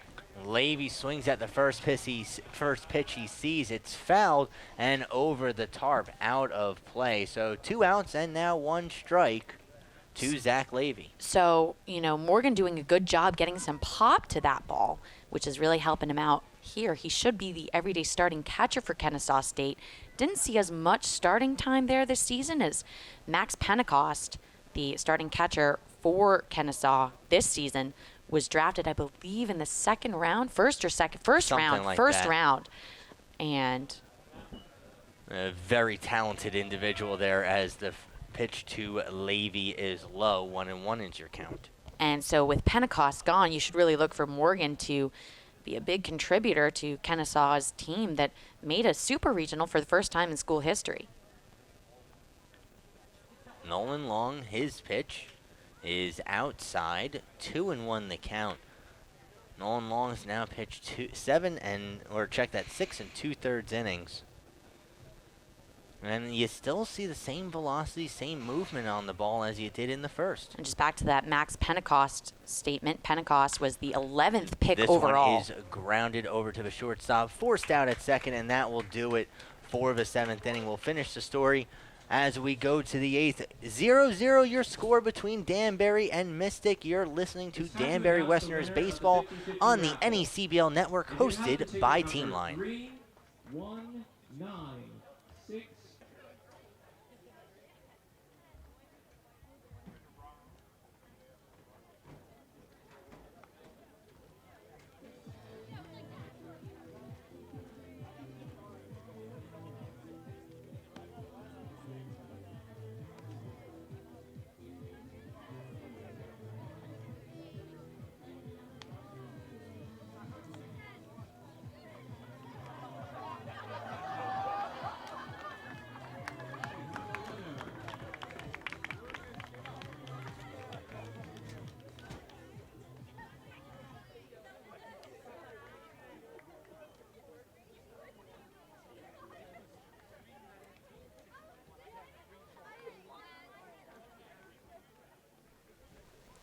And welcome back to Rogers Park. Top of the 8th inning here, 0-0 your score between the Westerners and the Schooners. Thanks for tuning in, folks. I'm Zach McGinnis, joined alongside Maggie O'Keefe. Joey Arena on the mound for the Westerners. He pitched the last inning and didn't give up a run. He will face, to lead things off, Chris Sharadio, and he is leading off at the bottom of the order. His first pitch is bunted down the third baseline. Safe! An infield hit for Sharadio, as racing up on that was Zach Levy. He fires over to Donovan. I thought he had him in time. Levy made every attempt to crow out that ball, and a great job racing down the line from Levy. A lot of times, when you see Levy picked up an error earlier in this game, and you tend to see some overcompensation and some valiant efforts from players as they kind of try to pick themselves up with a great defensive play to counter that error, and Levy almost had it. Yeah, Levy doing a good job of fielding that ball, but it brings Toby Hanley up to bat, and then Hanley showing bunt.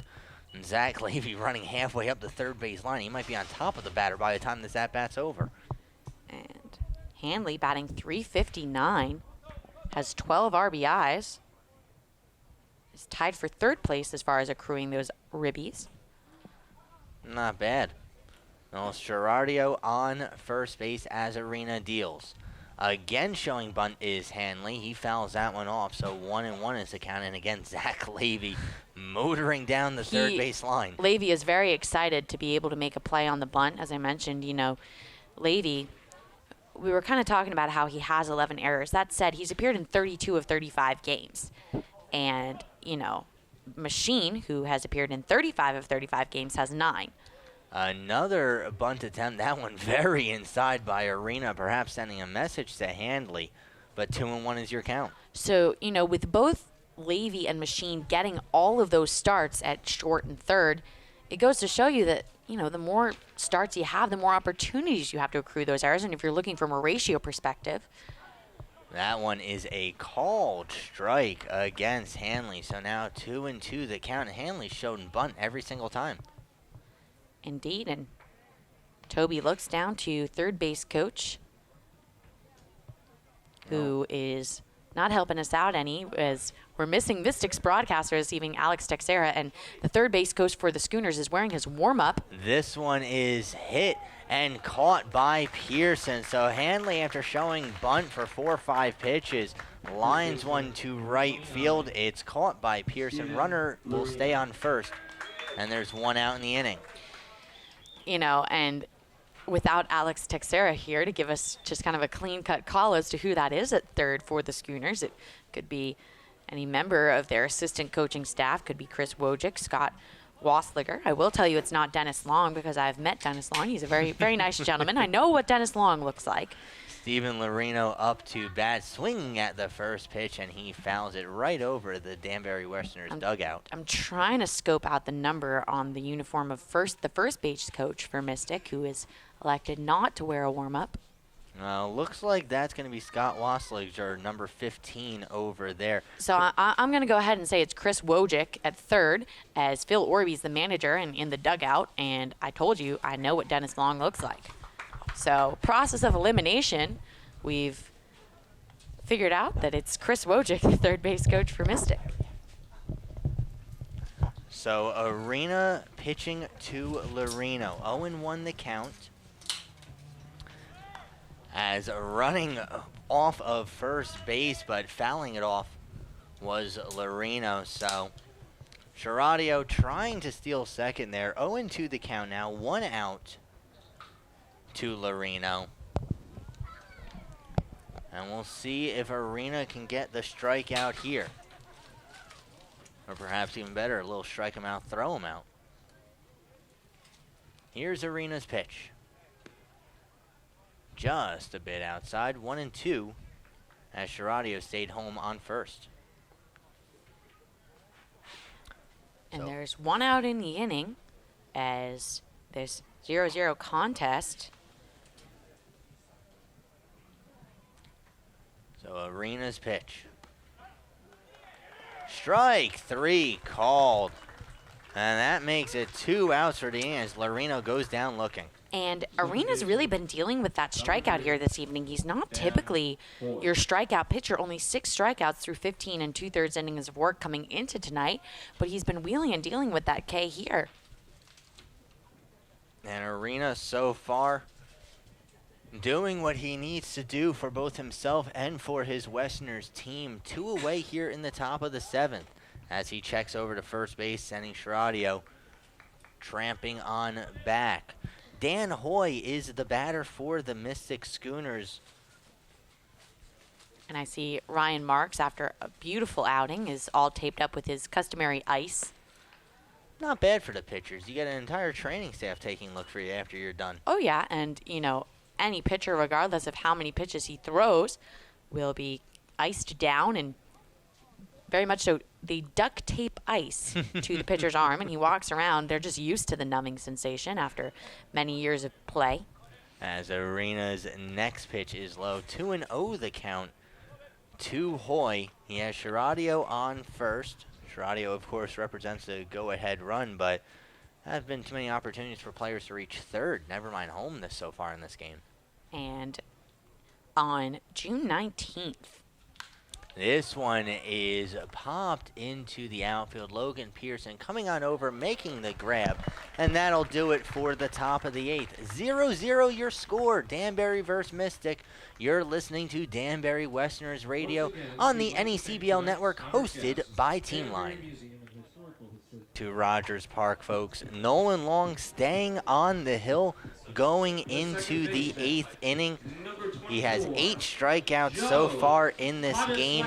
He has given up 3 hits as Joe Podoslanko will lead things off for the Danbury Westerners. and Joe Podoslanko of Danbury probably has the most nicknames I've ever heard for any one individual. As that first pitch is up high, 1-0 the count. As you got Joe, you got Joe Po, you got Joe Pod, you got just straight up Pod. The list goes on and on. The 1-0 is swung on and missed by Podoslanko. Does anybody call him that? No. No, that's too long.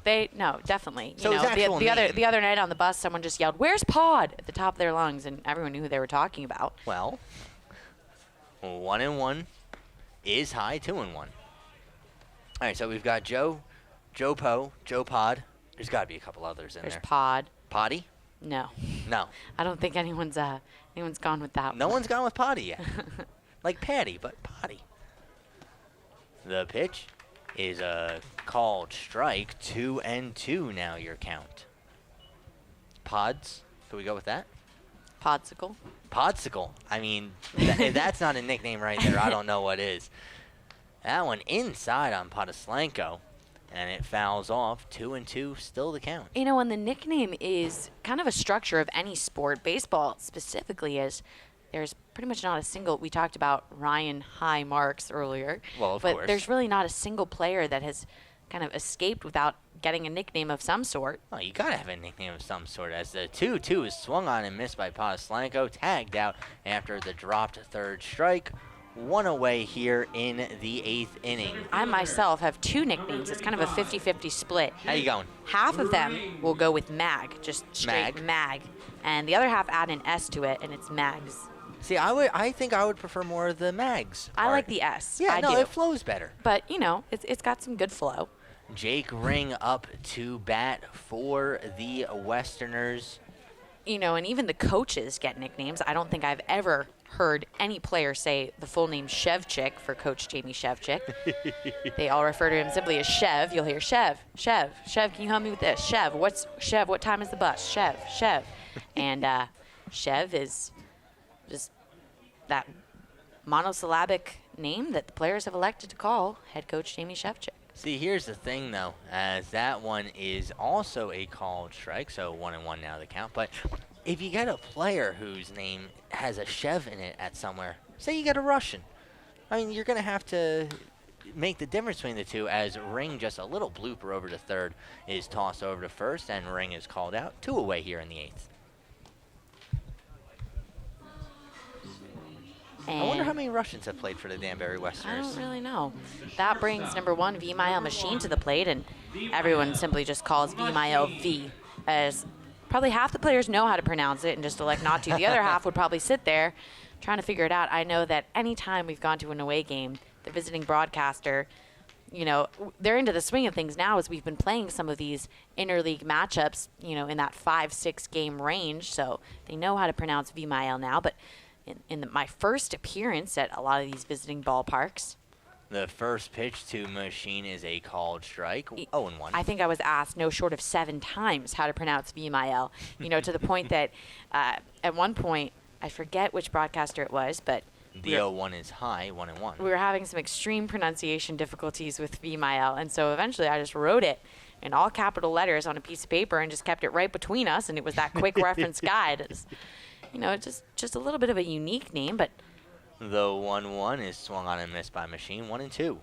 As Long has now gone over 100 pitches I told for you. the day. I told you he was going to go long into this game. Machine fouls one off down the left field line. So 1-2 still the count. Just interesting to note for the fan base, there's a pretty sizable Mystic contingent here tonight. Folks coming on down along the shoreline, just about an hour or so trip on I-95. As Long's pitch is high, 2-2 the count now to Machine with 2 away here in the ace. Now, does this count as a Deuces Wild situation? Or? This is a Deuces Wild. Anytime there's 2 balls, 2 strikes, 2 outs, Deuces are wild.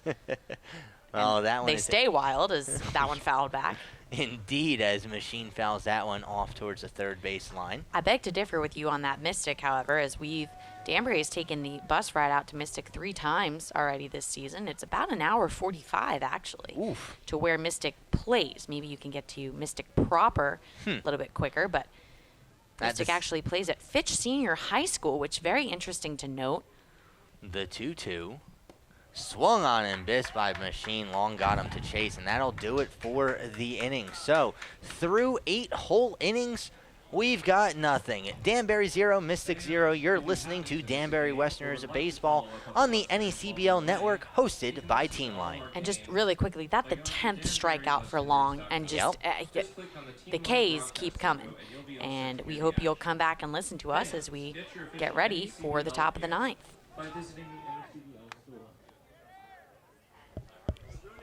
And welcome back to Rogers Field. Joey Arena taking the mound for his 3rd inning now in relief of Ryan Marks. Ryan Marks with 5 strikeouts through 6 innings. Arena with a strikeout an inning. He's had 2 so far, but he'll start things off against the designated hitter, Brad Zuniga. The first pitch is a called strike. Good job by Arena, just sending that one on the outside corner. Zuniga, one of these players, really hovering at that 300 average line. It's, 300 kind of the mecca when it comes to baseball. If you're having yourself a 300 season. Yeah, not too bad. Arena's next pitch was low. 1-1 is the count. This pitch, Zuniga swings right through it, and he had everything on that swing, but the count is 1-2. Well, you talk about a rip. And Arena really just dealing that breaking ball, as we've seen a lot of movement on his pitches, and that perhaps the reason he's picking up strikeouts at a more reasonable clip than he had been in the past. That last pitch was fouled off by Zuniga, so 1-2 still the count.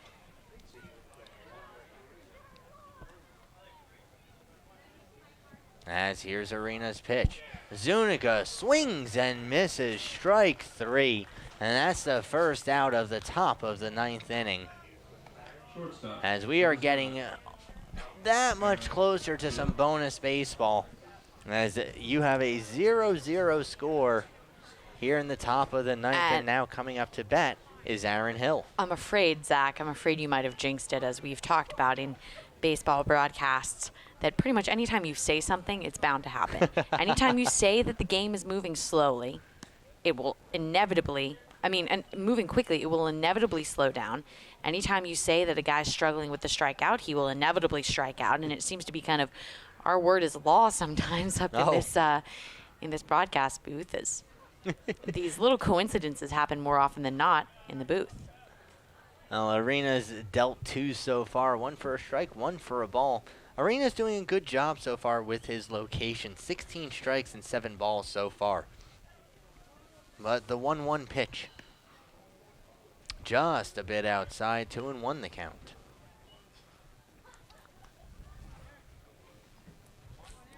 And Hill, an all-star for the Schooners, will run down that list really quick for you as we await the pitch from Arena. The offering is fouled over to the first base side by Hill. Toby Handley, Steve Lorino, Aaron Hill, Jacob Hendren, Dan Hoy, and Tyler Boyd will all be all-stars for the Schooners. And Danbury will send 2 players in Max Knutson and Andrew Schwab. Max Knutson, I think, has really established himself both amongst the Westerners really as a solid starting pitcher, as this one is fouled and eventually caught by Donovan. Donovan pretty much straddling first base there. But there are 2 away now here in the top of the 9th inning. Zach Weigel coming now to bat, the center fielder for the Schooners. And he's gone 0 for 3 for the day. Not many hits really for either team, really. On Mystic side, Loreno has one, Zuniga has one, and Sharadio has one. And meanwhile, for Danbury, Machine, Morgan, and Pontislanco, 3 hits for each team, an error for each team. And Joey Arena on the mound for the Westerners. Interestingly enough, I see that Old Westy has made an appearance here tonight As that one is swung on by Weigel and missed 0-1. Westy, the mascot for the Westerners, and there are actually 2 versions of Westy, the old school, quote-unquote, Westy, and the newer version, and both of them making an appearance in the park tonight, and fans capitalizing, taking advantage of that. I like the old Westy.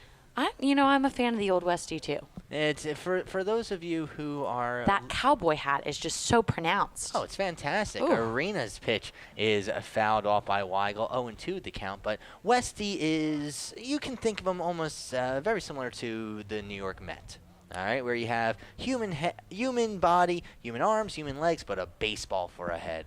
Indeed. And we've seen this with the new Westy. The thing is, the new Westy is more of a baseball head. The old Westy is more of a baseball that comes mid-thigh. Yeah, I would say that's more of a baseball body. It as is. Arena's pitch is low 1 and 2. You just got kind of a little bit of knee action coming out from the bottom, but other than that, it's mostly baseball. But that's the thing. For a baseball mascot, I would rather have the baseball that sprouted arms and legs than the person who somehow got a baseball for a head. True.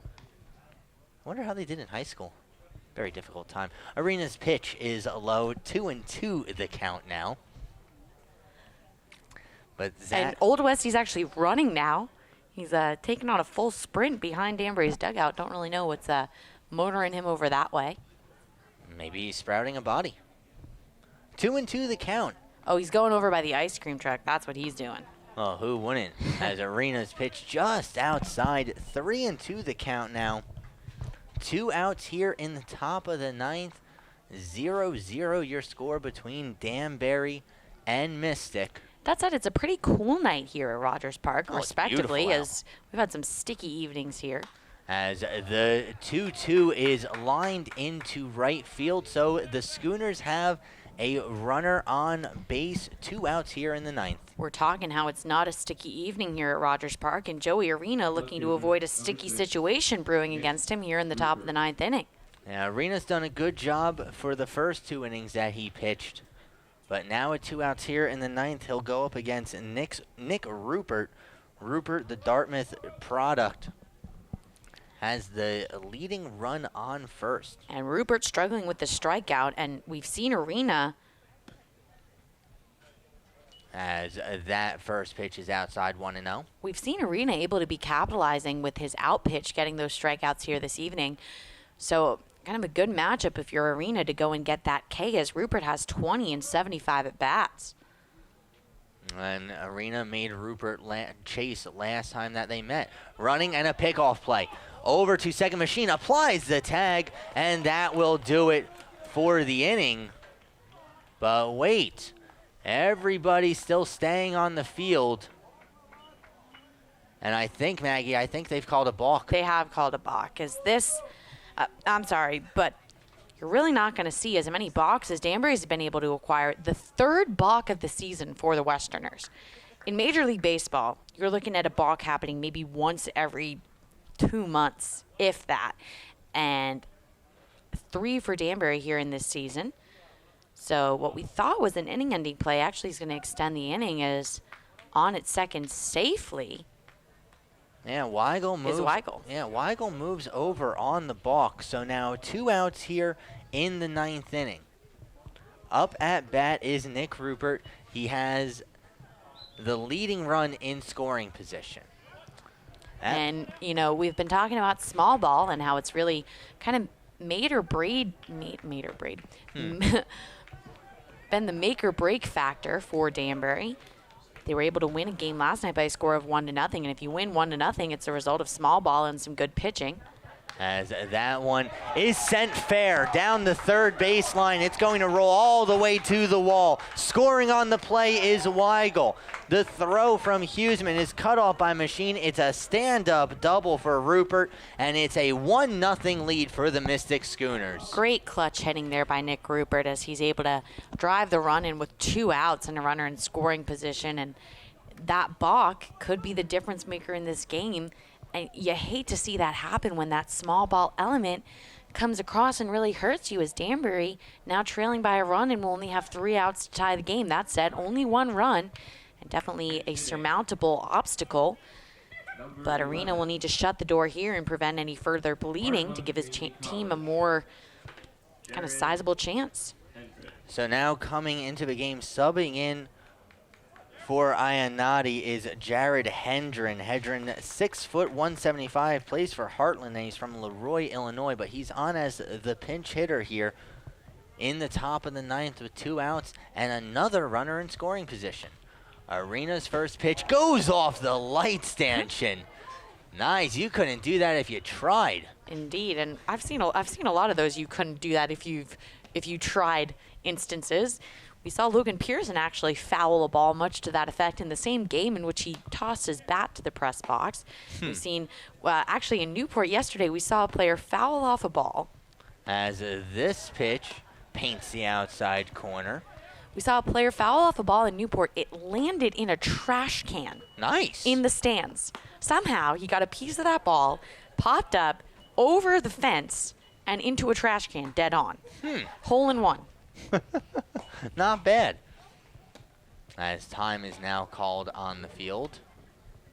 Looks like everybody just shakes it out real quick as Hendren goes back into bat. Interestingly enough, Hendren on here to pinch hit is on the Mystic Schooners with his twin brother. So you have both Jared and Jacob Hendren.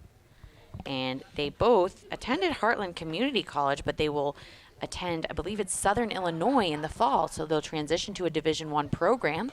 And the twin brothers play collegiately with one another. They play summer ball with one another. The 1-1 swung on and missed.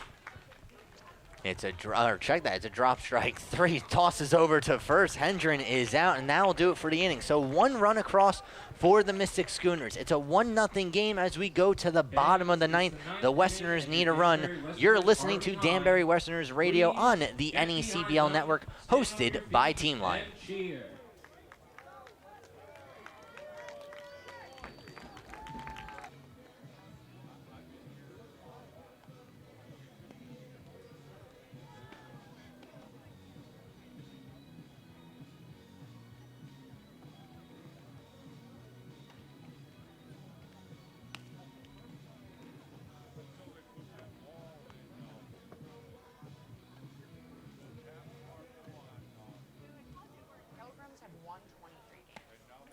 And welcome back to Rogers Park, folks. I'm Zach McGinnis, joined alongside Maggie O'Keefe. We're going to the bottom of the 9th inning, and the Mystic Schooners have taken a 1-0 lead.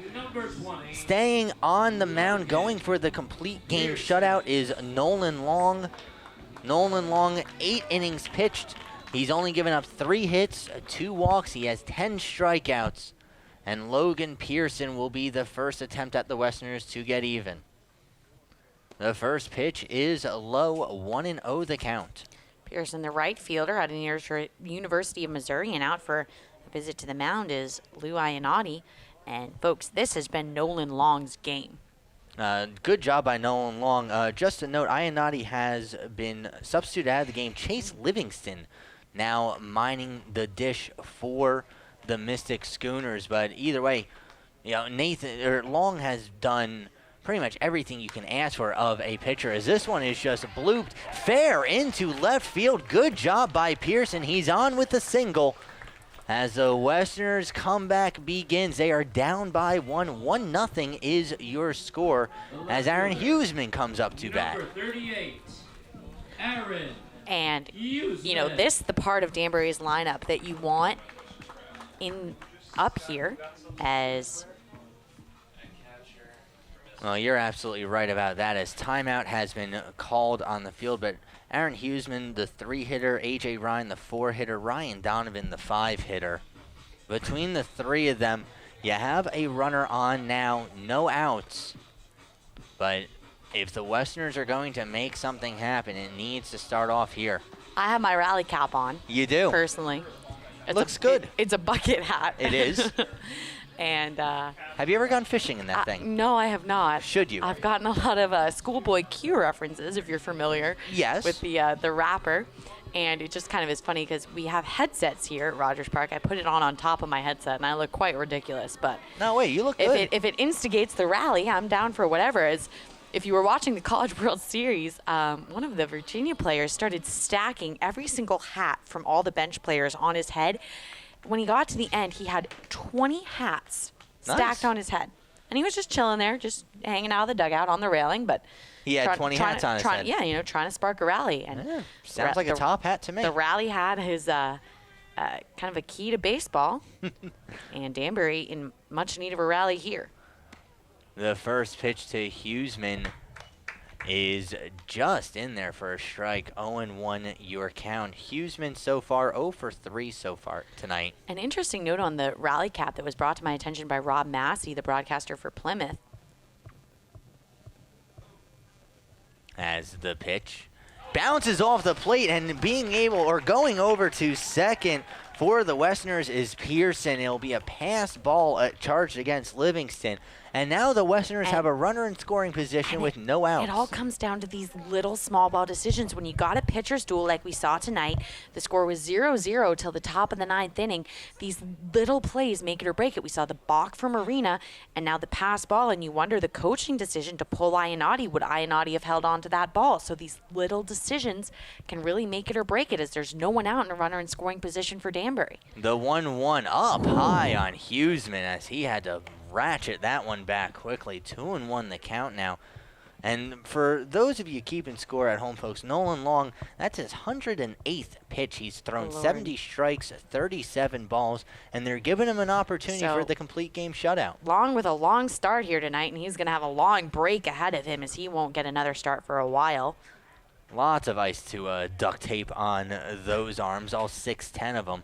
And, you know, typically in this NECBL, we will see shorter starts from players. Not a lot of 9-inning complete games, as it's really more for pitchers to hone their craft rather than pound the zone. But if you're dealing as long as Ben tonight, why not leave him in? So the 2-1 from Long. After checking back at second a couple times, that one hits Hughesman. Hughesman was squaring up to bunt. Instead, it drills him right between the numbers.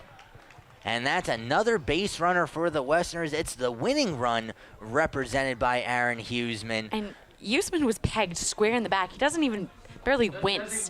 And, you know, these players play baseball year-round. And you're going to clip some balls as you play that long in a season. And you almost get used to that pelting feeling as Hughesman on it first. Not even having to walk it off. We're going to have a coaching visit to the mound. It might be the end of Long's night, and indeed it is. He hands the baseball off. So we'll have a pitching change here. We'll take a quick break and let you know who it is when we come back on the other side as Long's going to take a seat. Stay tuned, folks. You're listening to the NECBL Broadcast Network hosted by Team Line. We'll see you on the other side. We're here at Rogers Park in Danbury after a pitching change. A stellar evening from Nolan Long, and hats off to Nolan. I'm not going to take my hat off, actually, though, as I have my rally cap on for Danbury, but proverbial hats off to Nolan Long as he comes out of the game. And on the mound now is number 25, Jacob Hendren, one of the twins we mentioned. Jared Hendren came into the game to pinch hit, and his twin brother now on the mound taking his warm-up tosses. The Hendren brothers out of Leroy, Illinois, and they will attend Southern Illinois in the fall, transferring from Heartland Community College. And an interesting stat, we have several twins all throughout NECBL rosters. So the thought came to me during one of our broadcasts, I wonder if there's been any twin brothers who have made it to the major leagues together, because we see them playing collegiately, you know.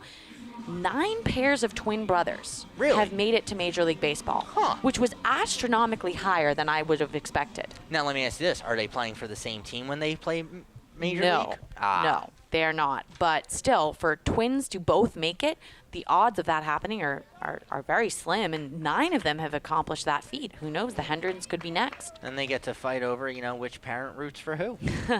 You can get one of those house-divided license plates like you see for Alabama and Auburn. So Hendren's first pitch is bunted by Ryan, but foul. 0-1 the count. 1-0 your score. Mystic Schooners up on top. The tying run is on second base for the Westerners. That's Logan Pearson. The winning run is on first base. You know, that's Aaron Huseman. And even with the hit by pitch by Huseman, the base was open after Pearson was able to advance to second. Again, Ryan showing bunt. That one is low and away as the corners both come running in. And what's most important for Danbury here is they have a scoring opportunity with no one out. And we'll typically see them get a runner into scoring position when there are already 2 outs in the inning. Here they have a lot of wiggle room, and they need to capitalize. Ryan sends that bunt down the third baseline. 1-2 the count. You figure he'll be swinging away here. And you take a look, there's a gap right behind first base. If Ryan can just pull that one around a little bit, he should be enough to tie this game for the Westerners. You also got to look for the hit and run. Could be a pliable option from head coach Jamie Shevchik, but you also want to be careful to not, lose one of your runners to a rundown situation. But assertive leaves from both first and second, Pearson and Huseman. So 1-2 the count for Ryan. Ryan again will show bunt. The pitch is high, 2-2 the count. Didn't look like there was much velocity on that last pitch at all. Indeed, and when you're showing bunt all the way, watching a ball go by you is a little more difficult as you're not in your typical batter stance. You have less read on it. The next pitch bunted by Ryan back to the pitcher. He can't control it, and Ryan's going to reach. So bases loaded now for the Danbury Westerners. No outs here in the bottom of the 9th. The tying run's on third. The winning run is on second as A.J. Ryan reaches on a bunt. I believe it will be charged as an error to the pitcher. But bases loaded. There's no way that's not an error to number 25, Jacob Hendren. I mean, he tried to pick that ball up a solid 4 times and was unable to just clasp it in his hand. It was almost analogous to, have you ever been to an arcade and you see that claw machine where you try and score the little stuffed animals? Hendren had his hand out and he was making like that claw, and you never win on that machine. Hendren not able to kind of claw at the stuffed animal that was the ball in that analogy. So Chris Del W is going to come up to bat as the pinch hitter, subbing in for Ryan Donovan. The first pitch goes over the plate, and Logan Pearson, he thought about going home, but he thought better of it. That one went off the helmet of Livingston, and Pearson, Maggie, I think he could have made it. I think he could have made it too, and Pearson was not paying as much attention as he could have. Had a little bit of a late read on the fact that ball sailed, and he's kind of shaking his head a little bit as that could have been the tying run right there. That said, bases loaded, no one out for Danbury, who's threatening. Well, Chris Del Debbio is up at bat. Logan Pearson represents a tying run. That pitch is low, or check that, just on the outside corner. I thought that was completely outside, but either way, 1-1 the count. Now still no outs here in the bottom of the 9th. Del Debbio at bat. The Westerners trailing by 1. Jacob Hedren deals. That one's hit by Del Debbio. It's going towards the gap, and it'll drop. Coming home is Logan Pearson. Turning third and coming on home is Huseman. And that will do it. The Danbury Westerners on a walk-off double by Chris Del Debbio have won 2-1. And Del Debbio is getting mobbed. A pinch hit spot from Chris as he's been battling back from an injury. Got the DH start last night. Pinch hit here. And Danbury, who will now go on a win streak. If you're familiar, they had a 13-game skid, and now to get a streak going in the win column, Danbury will head into this All-Star break on quite a high note, as they won't play until next Friday night here against Ocean State, but an absolutely uplifting beauty for the Westerners, as they've been struggling. Their record, as someone had a couple weeks ago on the bus had started circulating, it'd be just great if we could get that 10-game mark for wins, and that the 10th win for Danbury, so they're now in double digits in the win column. And to break that ice for double digits in wins is a beautiful thing for Danbury, as they get the job done here. A quick game, as we're only at 8:49 p.m., started at 6:30, and the Westerners take this one home in walk-off fashion. Well, good job by the Westerners. They do improve on the season to 10-26. The Mystic Schooners, they will fall to 16-14. Chris Del Debbio is your player of the game. Oh, well, there's no way around it. I'm going to take off my rally cap now because I look like ridiculous, but it worked as Danbury won. And it really just for the Westerners, especially cool in the fact that coming in, looking at the series, Danbury dropped all 4 games they played against the Schooners coming into tonight, and they're able to get a win here. So now 5-1 on the series are the Schooners. They'll play one more game this season, and that will be August 2nd back here at home. But Danbury able to eke one out. Interestingly enough, on June 19th, Danbury and Mystic played a classic pitcher's duel game, much like this, in which they went to 14 innings, and Danbury lost in walk-off fashion. Mystic with a walk-off hit off the bat of Toby Handley, and Danbury now able to get a walk-off in a pitcher's duel here. The starting pitching tonight, folks, if you're looking at Ryan Marks' line, he went 6 innings, 2-hit, no-run ball with 5 strikeouts for Ryan Marks, and Nolan Long, 8 innings pitched for Nolan Long, 4 hits, 10 strikeouts. So if you have starting pitching like that, it all comes down to these late inning situations, and Danbury the victor after they were, able to capitalize on some good opportunities. That passed ball really set things in motion, got Logan Pearson into scoring position, and really the only run scoring against Danbury was off of a hit following the balk in Joey Arena. Arena came on in good relief, however. 3 innings pitched for Joey, only 3 hits, 1 run scored, and 4 strikeouts. And really for Arena, that a cool thing to see from him. 4 strikeouts over 3 innings of work, and looking at his strikeout line in other games, nowhere near pitching at that high of a rate, but a good job by him there. And Danbury pitching, I would imagine is the secondary player of the game following Chris Del Debbio. Oh, Joey Arena will pick up the win for the season. He improves to 2-2 on the year. Taking the loss is Jared Hendren, who came on in the 9th inning. He came on when the Schooners were up by 1. They end up losing by 1. So that's going to wrap it up for us here from Rogers Park. For everybody here in the press booth, everybody over at Point Streak, and for Maggie O'Keefe, I'm Zach McGinnis. Thank you so much for listening. Danbury Westerners 2-1 winners over the Mystic Schooners. You've been listening to Danbury Westerners Baseball on the NECBL Network, hosted by Teamline.